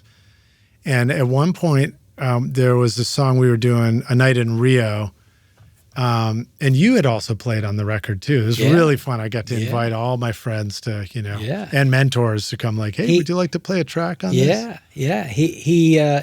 I was bass man, and Ken Coomer was drummer man. That's right. And the guitar player, I can't remember his name, that he was probably guitar man. Rosco never learned any of our names. He was too far along in his career to mess around with trying to figure out people's names. He told some funny stuff. Yeah, drummer man was Ken Coomer, That's right. And do you know that I sang a Rosco Gordon song Friday when the Long Players did the music of Sun Records? Rosco was on Sun. Shit. So they asked me to sing one, and I chose "Let's Get High." Oh hell yeah, dude! That's and great. it turned out great. It was really fun singing that. I love all of his singles. Now that I feel bad the day I played with him, I didn't realize what he'd done, and only now do I realize the great R&B records he made for Sun. Yeah. Back when Sun was a black label. Before Elvis. Yeah, when there was always a big sax kind of distorting in the middle of distorted. The whole thing. Sax sounds more like a bass kazoo than a sax. That's so great. And my interpretation of that song too was "Let's Get High" was at a time where it was. I mean, maybe he was singing about everything, but wasn't that like smoke a joint? No, it was get drunk. It was get drunk. Yeah. But the audience Friday night took it. They were like early retirees on their gummies. Yeah, they were popping. Take another gummy. Yeah. They took it a different way. That's funny. He was great. You remember? Yeah, it was so Mickey. You remember when we thought that there was some weird engineering problem? There was all this clicking when on the grand piano. He's playing the Steinway, but had this clicking sound. Yeah. And then we only found out later it's because he's been playing piano his whole life, and the tips of his fingers were like antler horns. Yeah. They were so calloused that they were like steel, and they were clacking on the ivories. That's all it was. I know. I remember learning that too. I've never since have found someone that had calluses like that actually made the piano. He also had stout fingernails. They Big weren't fingernails. extra long, but just like even just paired closely, they just come down and go clonk. I know. Yeah, and he did. I recorded him playing piano with you over there. The first recording of Rosco was him playing his out of tune upright piano in Queens in his apartment. That was the first time I met him and recorded him, and he played a bunch of tunes for us. And I think he was just trying to show us what the songs were that he knew. It was like a demo. But one of those performances of that old piano made it through the final record, and it was the song "You Look Bad When You're Naked," and it was just him and the piano, and it's what's he trying to say? Oh, it was so great! Wow, man. You look bad when you're naked. You look like a belle in a dress. That guy was great. Yeah, it was funny. But when we were doing a night in Rio. It was one where I wanted to create, I wanted to work with Mickey. And so we were just like, dude, you want to come play drums on this one? And so he came in and we started building a drum track for this one song. And it was an original, I had recorded this also of Rosco in his apartment. It's him on the vocal mic and him playing an electric guitar, through a cheap amp. So it was just that was captured. And then we just had to build everything around it. Mm-hmm. But with the drums, it was a night in Rio. So we're like, well, let's build this, let's, layer some more stuff. Let's make this feel like Carnival, Mm-hmm. And we just experimented at one thing after another. And I even learned stuff like separating the drums. Instead of him playing the drums, first he just played the mallet on a kick and then did the snare separately. And it was like, that was my discovery of, that's how you get like that rubber band drum sound. Like it's a totally different groove. Mm-hmm. Than somebody playing both at the same time. Oh yeah, really fun stuff, and also the distressor. That was my deep exploration of the distressor. Yeah, every single overdub. That was your shakedown cruise. Maximum compression. The Coles mic through it and stuff. That's a beautiful combination. But we spent 5 days working on that one track. We just came back every day. Is it on Spotify? It's on Spotify. I'm going to hit it tonight. And it's like it's like really amazing stuff he does, and he plays the marimba. He goes back there and plays that for a marimba solo. Man, and the only Mickey sounding part that was actually me was I think I played the bass, but I pulled your ocarina off the shelf and did a whole ocarina overdub with harmony. Way to go. This is really fun, man. Yeah. And then we'd finish out by going over to Bosco's Brewery and just having a pint and laughing our asses off. Good. With Rosco? No, just me and Mickey. It was Rosco was nowhere around. Oh yeah, remember Rosco after the fact. Yeah, he was way up in Queens. Right, He'd just show up. So like that session I did with you. Yeah, I would have received a phone call days ahead of that saying like, "Hey Eli, I'm coming to Nashville. Get the studio ready for me. Get a band together." And I'll be like, "Oh, okay, got it." This wasn't a money session or anything. Yeah, this was, later we were able to get it picked up by Dual Tone Records and released. Yeah. But it was just me as a kid, just like you did recording such a great. It was so great you did. I admired you watching you do that. I thought that was the coolest thing that you were doing that. It was just fun, man. It was a fun piece of history too. Exploration, piece of history. Yeah. Let's see what else do I want to talk about next? Oh, let's talk about this record you're doing now. You're mixing a Robyn Hitchcock. No, album. Not mixing it yet. Still recording not mixing it. Oh, really? You're in the recording stage. We cut basics last week with a 4-piece rock band, 2 guitars, bass, and drums. And great players that Robyn chose. Yeah. East Nashville guys, Jeremy Fetzer, Todd Bolden, and Eric Slick. And Robyn also on electric guitar, not an acoustic guitar. It seems like always there's something that every session has an acoustic guitar that it starts with. Not this one. Robyn wants this to sound like a band. There's 2 electric guitar players, and that's it. And we're getting it on the floor. That's great. And he and Jeremy worked out guitar parts ahead of time, and it's very much kind of like television, but filtered through his sort of English sense of absurdity. Yeah. And so my problem as a producer, my inclination is always to try to add mystery and add depth to something, and to add points of interest when I can. But I have to really choose my battles very carefully on this because Robyn he's very clear about it. He wants it to sound like a quartet album. So the things that I can propose are things like, for instance, Jeremy's guitar part on the bridge, I'm not going to add a counterpoint to that, but I can tuck under his line an octaving of it. Mm-hmm. I can get away with that because it's still Jeremy's central idea. Right. But I can enrich in the mix by doing little tricks like that. Right. So that's why I'm kind of trying to put that kind of hat on right now to help Robin to achieve what he wants. It's like the unified part approach of the Right. Ramones in a way. Right. It's like, you can add more, but it's the same part. Exactly. Yeah. Exactly. Hey, rock stars, writing and recording your next great song just got a whole lot easier with Complete 15 from Native Instruments. This powerful toolkit gives you everything from deep sound design to instant musical ideas. Contact 8 introduces creative features like the new Chords tool, letting you generate and customize compelling chord progressions without needing to know music theory, making it perfect for songwriting. And the Phrases tool helps you find fresh melodic lines on the spot. With over 165 instruments and more than 150,000 sounds, Massive X, battery, and Guitar Rig 7 Pro, you've got everything you need to create in any genre. You can shape your ideas into real music fast. Whether you're sketching an idea or finishing a full production, Complete 15 keeps you in the creative flow from first note to final mix. Add your Complete Control keyboard or machine hardware to the mix for seamless integration and hands-on control. Go to nativeinstruments.com and use the code ROCK10 for 10% off. That's cool as And shit, I also dude. took- Well, you can enhance with the Crapsta. I can. Believe me, I put the Crafster on Eric's drums. It's on there. And then the other thing I did on this particular thing is I knew that he wanted to cut. He's very impatient. Yeah. He wanted to get to the next song. We didn't really have the time to really fuss and try out different guitar tones for Yeah. each song to make each song different from the next. So I just put out DIs that I didn't even tell those guys. I don't even think they know or they wouldn't care. But I simultaneously grabbed their guitar signals coming right off the pickup. Nice. And man. went to Pro Tools and turned it off. You don't hear it in the mix. I didn't even listen to it till the Right. next It's day. just there if I just you thought, want it. well, it looks like it's got levels, so I'm not even going to listen to it. That's for a different day. And that way, if there's certain sections where Robin wants to sort of psychedelicize them, and I'll be really thankful that I have those DIs that That's I can great. reamp and put through a flanger or whatever, re-wah it, whatever it needs to be. And Robin can have fun doing that too on a different day, choosing a whole different thing. So that'll be in the post. That's really great. It's a super smart trick.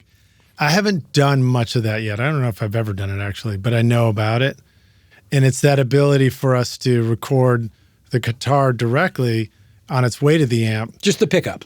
Just the pickup, Yeah. so that we can then feed that back out through whatever amp you something. want. Yeah, and how would you feed it out of Pro Tools to an amp? Is there a method to it? I don't, people buy the radial. I don't do that. I just send it out through my headphone feed at a level that the amp wants to see. Yeah. And I just record it, Or sometimes I've even done jackass stuff like getting a Fender amp and putting it right outside the control room door and just sneaking a cable through the door.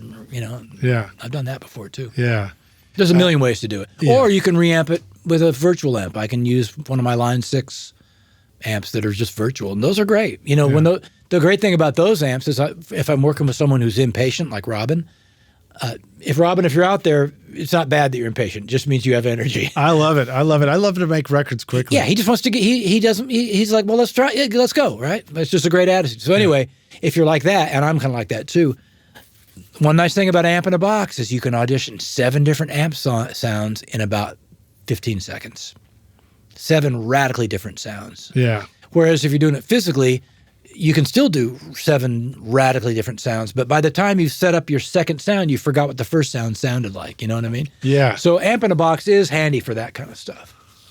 I was just remembering that I had a great question from my buddy Kevin too, but I realized it's on my notes, so I don't know if I'm gonna have to just remember it.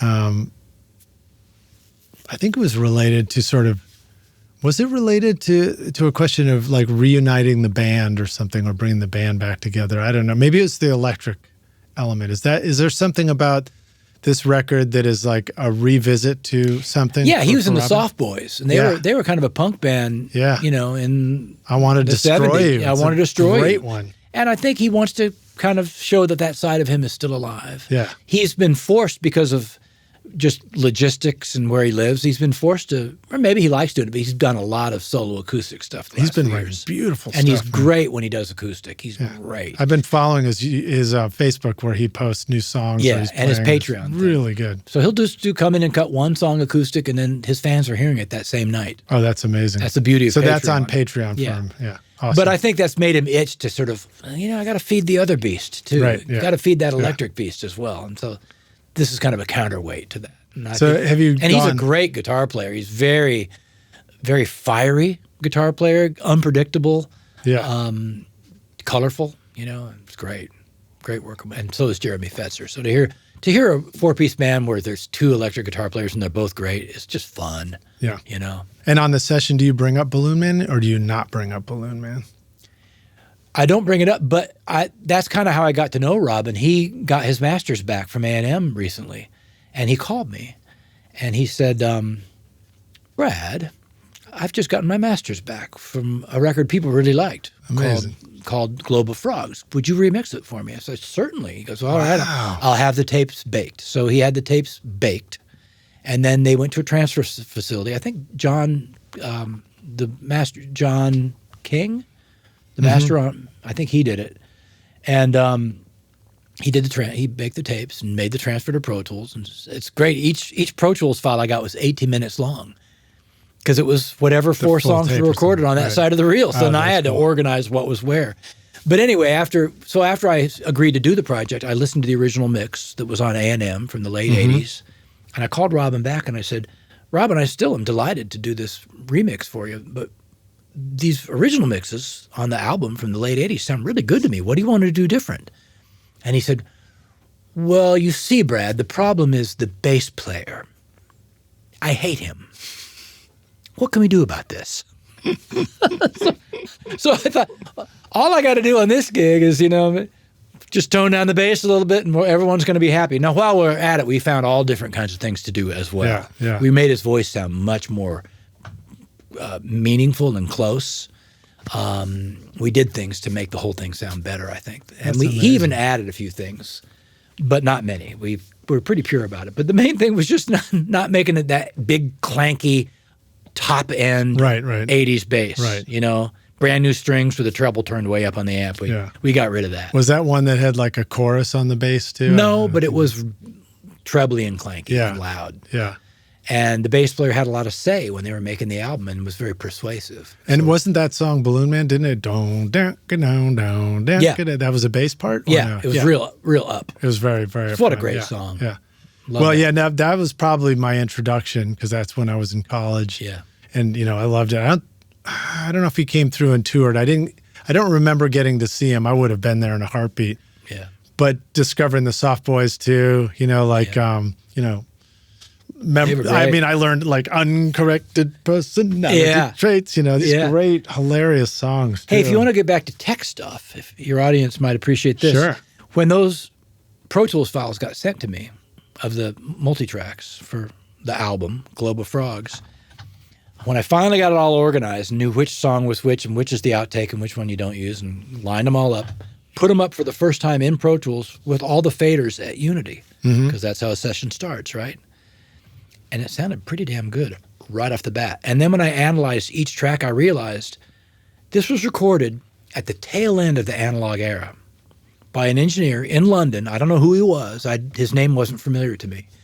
Whoever this guy was, he was trained well. Right. And he was trained in England during the very peak of the analog skill era. Because if that record would have got cut 2 years later, it probably would have got cut on Radar or some kind of digital platform. Right. And whoever this engineer was, every single track, whether it was the tambourine or the vocal or the bass, he recorded it with the exact right EQ, compression level, and level. Like they came up at Unity, and it sounded like a pretty good mix and everything. That's amazing. And I thought, I just wanted to call that guy and just say, dude, 40 years later, you don't realize what a favor you did to me. He gave me a huge head start. 40 years later. These are the decisions that we wait until later to make now. We just put it in Pro Tools and we'll figure out the compression and the EQ later, right? But he did the homework and he made my job a lot easier. I wanted to shake his hand. And it was we did bits and pieces of that with analog because a lot of times you had faders laid out, and sometimes you were track sharing. Yeah. And so you had to kind of get it in there at the right level so it would fit in the mix. But to nail that on a whole song top to bottom is pretty amazing. Yeah. It's great. Just beautiful, beautiful job he did. That's cool. So tell us more about the new record, whatever you can tell. What about the... We cut some of the songs. Robin did rehearse the band, which I don't always do. I like to get people's first response. But he did rehearse the band. And so when they came in, they had real clear ideas what the riffs were and what the arrangement was. But he also, very astutely, he had certain sections of the songs where he would let the band just go on and on, to go off-road a little bit. And then we figured we'd knock it down with editing later, which is what we're in the process of doing right now. Yeah. So there's a couple songs that, they track for 8 minutes. But we know eventually it's going to be a 3.5, 4 minute song. Yeah. But it was fun for him to have this tight structure for his band. But then everyone also got to just go for it. Right. And so everyone was in a good mood and playing beautifully. And Robin doing lead vocals live, which I compared. Yeah, how do you set up the band for something like that? I put Robin on his electric guitar and Jeremy on his electric guitar sitting across from each other in the live room, but both of their amps were out in the other room. It's just the cable going. And the out. other room being the tile room. The room. The entrance room, awesome. The kind of lounge room. And it's a live. It's not super live, but it's pretty the tile live. Floor gives a little bit of excitement to the it sounds like there. The bathroom at the Hermitage Hotel. Awesome. It's like a large bathroom with the Mexican tile on the floor. So both amps are out there with gobos. And in the tracking room is Robin with his headphones and his SM7 playing his Fender guitar, Jeremy with his headphones playing his Fender guitar, and the bass player going direct through a Sans amp. So the only sounds in that live room is Robin's voice and the click-a-clack of people's plectrums on the strings. Yeah. And Eric Slick, the drummer, was on the other side of the glass in the big booth. Nice.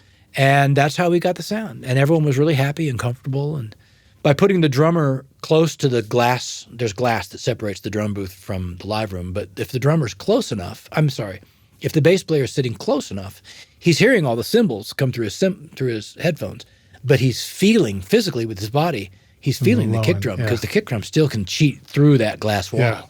So it's kind of like when you have the drummer and the bass player like that, even though there's glass between them, they can't not play with each other. They can't not play in time. Well, something your body about this. Feels it, You know something. Why do you know so much about playing bass and playing with the drummer? I've been that guy. Yeah. When I play bass on someone's session, I try to take my headphones half off. If the guitar player, the band leader, or the songwriter is strumming an acoustic and I can be in the same room, I'll definitely take one ear off. So half of it, I'm just hearing the sound come right off his acoustic guitar. And my other ear, I'm hearing what I need to know from what the drummer's doing, And then I love doing it. And you're playing an electric. Yeah. So your bass is coming through the phones too. Yeah, but I don't need to hear much of my own bass. In fact, you just gotten so comfortable with the muscle memory of what feels right on the bass guitar. You can feel the sustain in the body of it. Yeah, I can always do. I actually prefer my bass to be about half the volume that it would be in the final mix. Yeah. When I'm playing with the band, because I want to hear them, and I already know if I can just tell with my fingers if I hit a bum note, like if it didn't fret right, I can just tell and I can adjust for it. Right. And I also know the fingerboard so well now. I know the notes that are coming out. Yeah. It's usually the younger guys that don't know their instrument as well that need to have themselves loud in the mix. Yeah. And then, of course, that means they're not hearing the other guys in the band, and then you got problems. So yeah, I try to keep my bass real low in the mix when I'm doing it. Are you recording your own music or other people's music in your studio, but you're having trouble figuring out how to get your mixes to sound great? Do they sound weak and distant or lack punch and clarity? Well, I've got a gift for you to help you take your mixes from sounding like basement demos to sounding a lot more like professional mixes. And it's my free course called Mix Master Bundle. This course will show you how to get pro-sounding mixes from your home studio with free and stock plugins in Pro Tools. And the best part is, these mixing techniques will work for you in any DAW, whether you're in Logic, Cubase, PreSonus Studio One, Reaper, or anything you can think of. Are you ready to make your best record ever? Then go to mixmasterbundle.com to get started for free now, and you can find the clickable link in the show notes of this episode.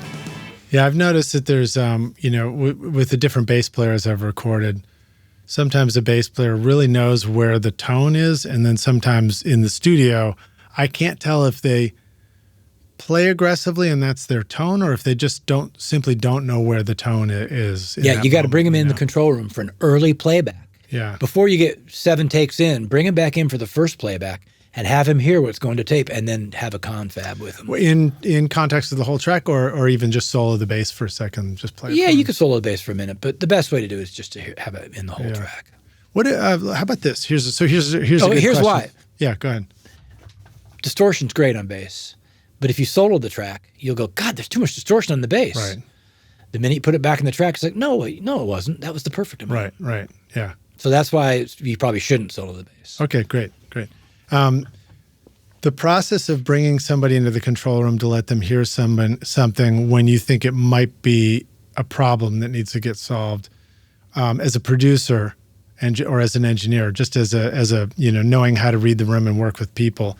Anything, you've shared some great tips before about kicking people out of the control room. You said, like, don't be polite about it. Just turn on, all right, everybody out. Yeah. And then nobody ever feels singled out. When you're polite about it, they feel slighted somehow. Right, like, right. But like, he's walking, he said it so nicely, he's walking on eggshells. It's like, right. But if you just yell it, then everyone's at ease and everyone feels better. What about the situation where you need to let, a musician hear their playback of their instrument so that you give them some Sometimes I bring them all back in the control room because there's something that a couple or 3 of the guys I think could be different. Mm-hmm. But I have a feeling, knowing these guys, that they probably would agree with me. Right. So I can blab about it and they can get tired of my voice for the next 45 seconds while I describe it to them on the talkback mic.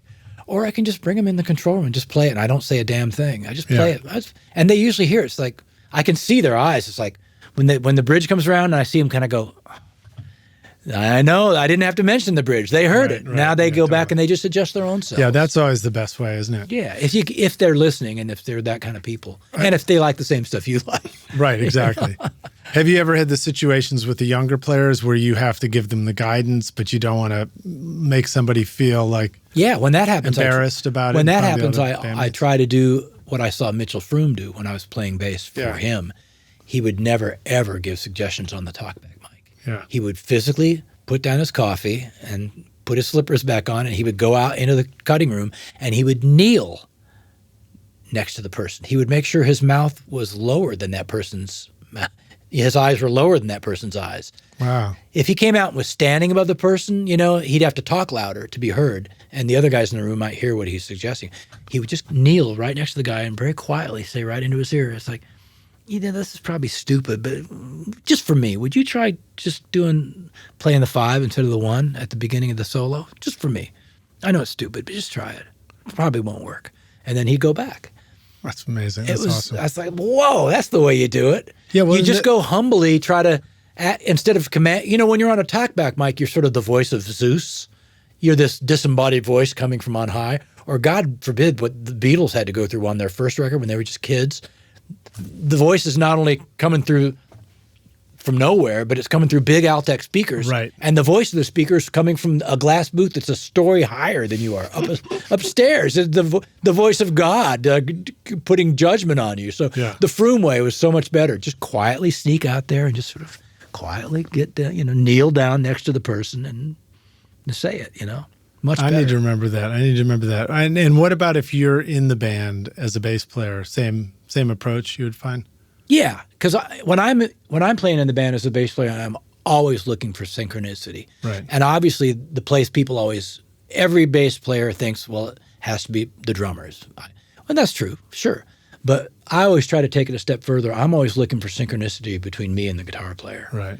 And so I'm continually kind of sneaking over to the guitar player and say, show me that connecting phrase you're doing to get into the solo. I might try to cop that on the bass with you, And then I hope that I can set by example in my dream world, that same guitar player the next day on the next day's session will come over to me and say, hey, we should show me that bass thing you're doing.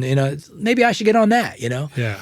They don't always take the bait, Right. But I would, in my dream world, half the time I'm trying to get with them and the other half the time they're trying to get with me.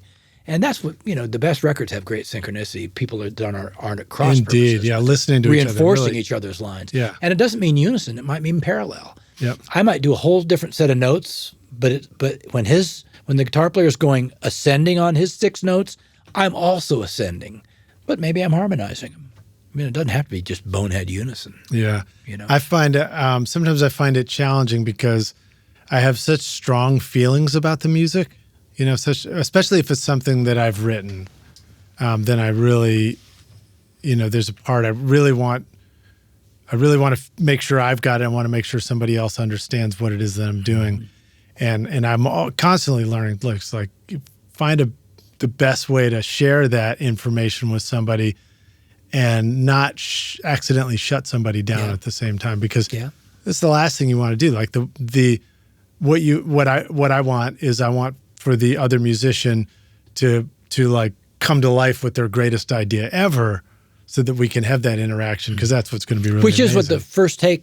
what the early takes are supposed to be like that. Yeah. These little suggestions I'm telling you that I look for, I would never do that before we did the first take. Right. You know? Right. I'd wait and see what everyone's doing, you know? And then I think the idea I had for the bridge actually isn't so good. I'm gonna jump over to the guitar guys, or maybe it is good and I'm gonna go tell them about it, you know? Yeah, totally. But I would never try to do it before the first take. Yeah. Man, this is a blast, dude. I love talking about all this stuff.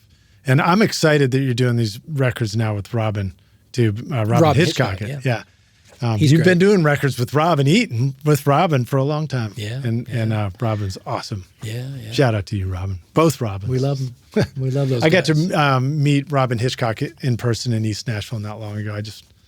He lives close to you. Like, that's Robyn Hitchcock. I'm going straight up to him and saying hi, you know. Well, if you live in East Nashville, you will see Robyn walking down the street because he doesn't have a driver's license. And every day of his life, he wears a colorful shirt. He's a stylish dude. And so if you see a fellow with big black glasses and white hair and a very colorful shirt walking down McFerrin, that's Hitchcock. Awesome, dude. All right, so this is a closing question. I've asked you before, but I'll ask it again.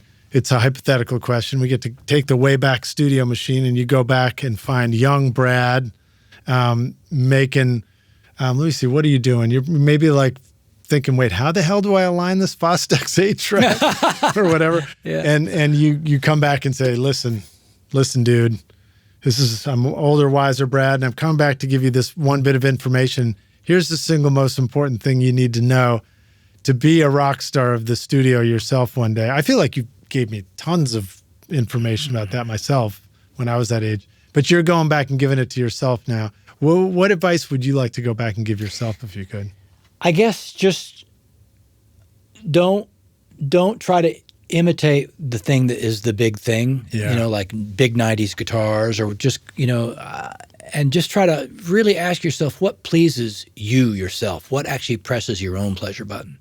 Or because Bill Monroe's on my mind, because I've been yapping about, I really liked the book about him. Yeah. It's written by a guy named Tom Ewing, if anyone wants to find it, who also was a bluegrass boy. He was one of the 700 people that was a bluegrass boy for a minute. Anyway, people were always coming up to Monroe at gigs, like people just learning mandolin, you know, because he was a genius mandolin player. Yeah. Mr. Monroe, I'm just so thrilled to meet you. It's like, can you give me, I'm just starting out, can you give me any advice for playing mandolin? I want to play just like you. And Bill Monroe would reach into his pocket and he'd pick out a pick, and he'd hand the pick to the guy and he'd go, take this pick home and use it to play like you. Don't play. You can use my pick. That's the inspiration, but don't play like me. You need to go play like you. That's great. I thought that was great advice he gave to probably hundreds of young players. Don't try to be somebody else. Do you feel like there were times where you thought you were supposed to copy what was working for other people? Yeah. You know, well, I cut my teeth professionally during the grunge era. Yeah. And I felt like I was being judged by how big I could get my distorted pair of guitars, one in each speaker, you know? And looking back on it, I thought that would have been so much more rockin' and more like what I would have wanted if it would have been just a Fender amp on 8 instead of a Marshall on 10. And just one. You don't have to put them in both speaker, you know? You don't have to, you know, stuff like that. Right. I was very much sort of shaped by, there's a song on Jill's first record. It's the opening song. It's called Good Person. And you can kind of, like if I was to approach that song with Jill now, I'd approach it differently. But at the time, I was trying to show Jill had been signed to a major label that had big rock bands on it. And I want to show that our girl can compete too, you know, in that way. That's me playing those guitars, not her, you know. And looking back on it, it's like, if I was to do that now, I'd have her play the guitar in her own kind of way. Right. Totally. You know what I mean? Yeah. And then for you as a player now, are you still finding ways to explore your writing? You know, you're singing the same stuff that brought you to Nashville? Yeah, I am. Especially right now. I'm doing a custom record. You know, custom, of course, in Nashville is slang for a record you're just doing for the money that no one's ever going to hear. Right. Some rich oil man in Oklahoma wants his daughter to make a great country record, whatever. There's all different kinds of custom records. The one I'm making right now is a hoot because it's a guy that I guess he's got the independent means to commission me to do this. 12-song album, songs that he's loved over the years that some of them are just from demos because he was in radio and he had a small studio himself, bands that never made it. And he thought they had that one great song that was never got to the people, and he just wants to pay to get that one good song recorded right and to the people. That's great. So I've been 12 songs. I'm hiring a different lead singer on every song. One of the songs, I was going to have a certain singer do it. I had already booked him, and I did a scratch vocal. I ended up liking my scratch vocal. Hell yeah, dude. And so I fired him, and I just so one of the 12 singers is going to be me. I'm going to be the singer on one of the 12 songs. But the other 12 are different singers. But he gave me the budget to hire whatever players I wanted to in town. And of course, I got selfish right away. Not for money, but just because it's like, wait a minute. I can get out the Les Paul and I can play the guitar solo. So I've really had fun the last couple of weeks pulling out instruments that I don't usually get to play. And that's super fun. Playing recorder and playing vibraphone and stuff. And it's been a gas. And whenever I play electric guitar, I feel like I'm 15 again. So it's kind of a nostalgic. It's a kick. You still got the Seven Sins guitar? Oh yeah, put new strings on it. First time it's had new strings since maybe the late 90s. Sounds much better. I love the guitar closet over there too. Yeah, we got some good ones. Well, dude, thank you for joining me on the show. Thanks for having me. Always great. Rockstars, thank you for watching or listening. And if you're listening, come on over to YouTube or wherever videos will be in the future and enjoy seeing our wonderful, illustrious guest. Illustrious is a good word. I need to use that more often. Yeah, I think up to the age where I can be illustrious. Yeah, dude. Yeah. You got the look. You're still in great shape, too. Thanks. You know? Feel good.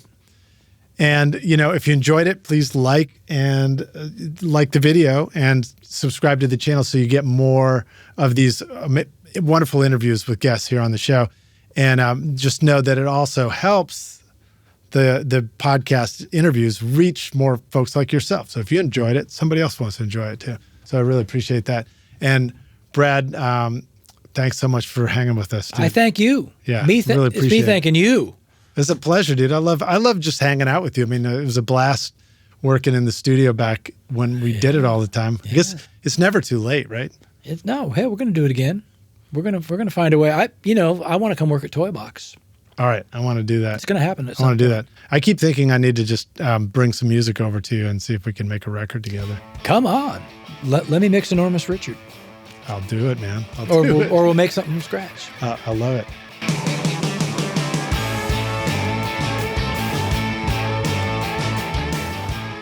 Thanks so much for listening to Recording Studio Rockstars. If you enjoyed the show and want to help make it better, then please share this episode with your friends on social media and leave a rating and review on iTunes to help the podcast reach more rock stars like yourself. You can click directly over to iTunes or go to rsrockstars.com/review for an easy explanation. And remember to hit the subscribe button to keep up with weekly episodes. And if you're ready to make your best record ever now, then head over to Recording Studio Rockstars Academy, where you can start with my free course at mixmasterbundle.com. Thanks so much for listening, and thanks for being a rock star. I'm Lid Shaw, and this is Recording Studio Rockstars. Now, go make great music.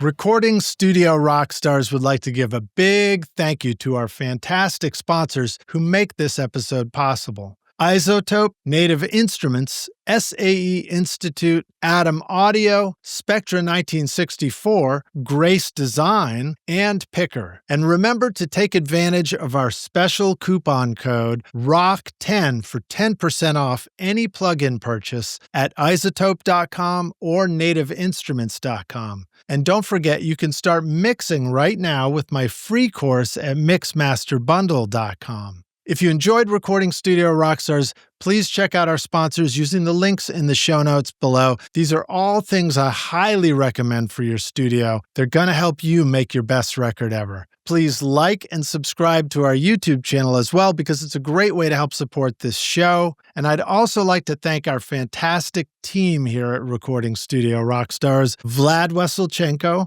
Daria Tupesis, and Max Young. Thanks so much for watching and listening, and we'll see you in the next episode. Cheers.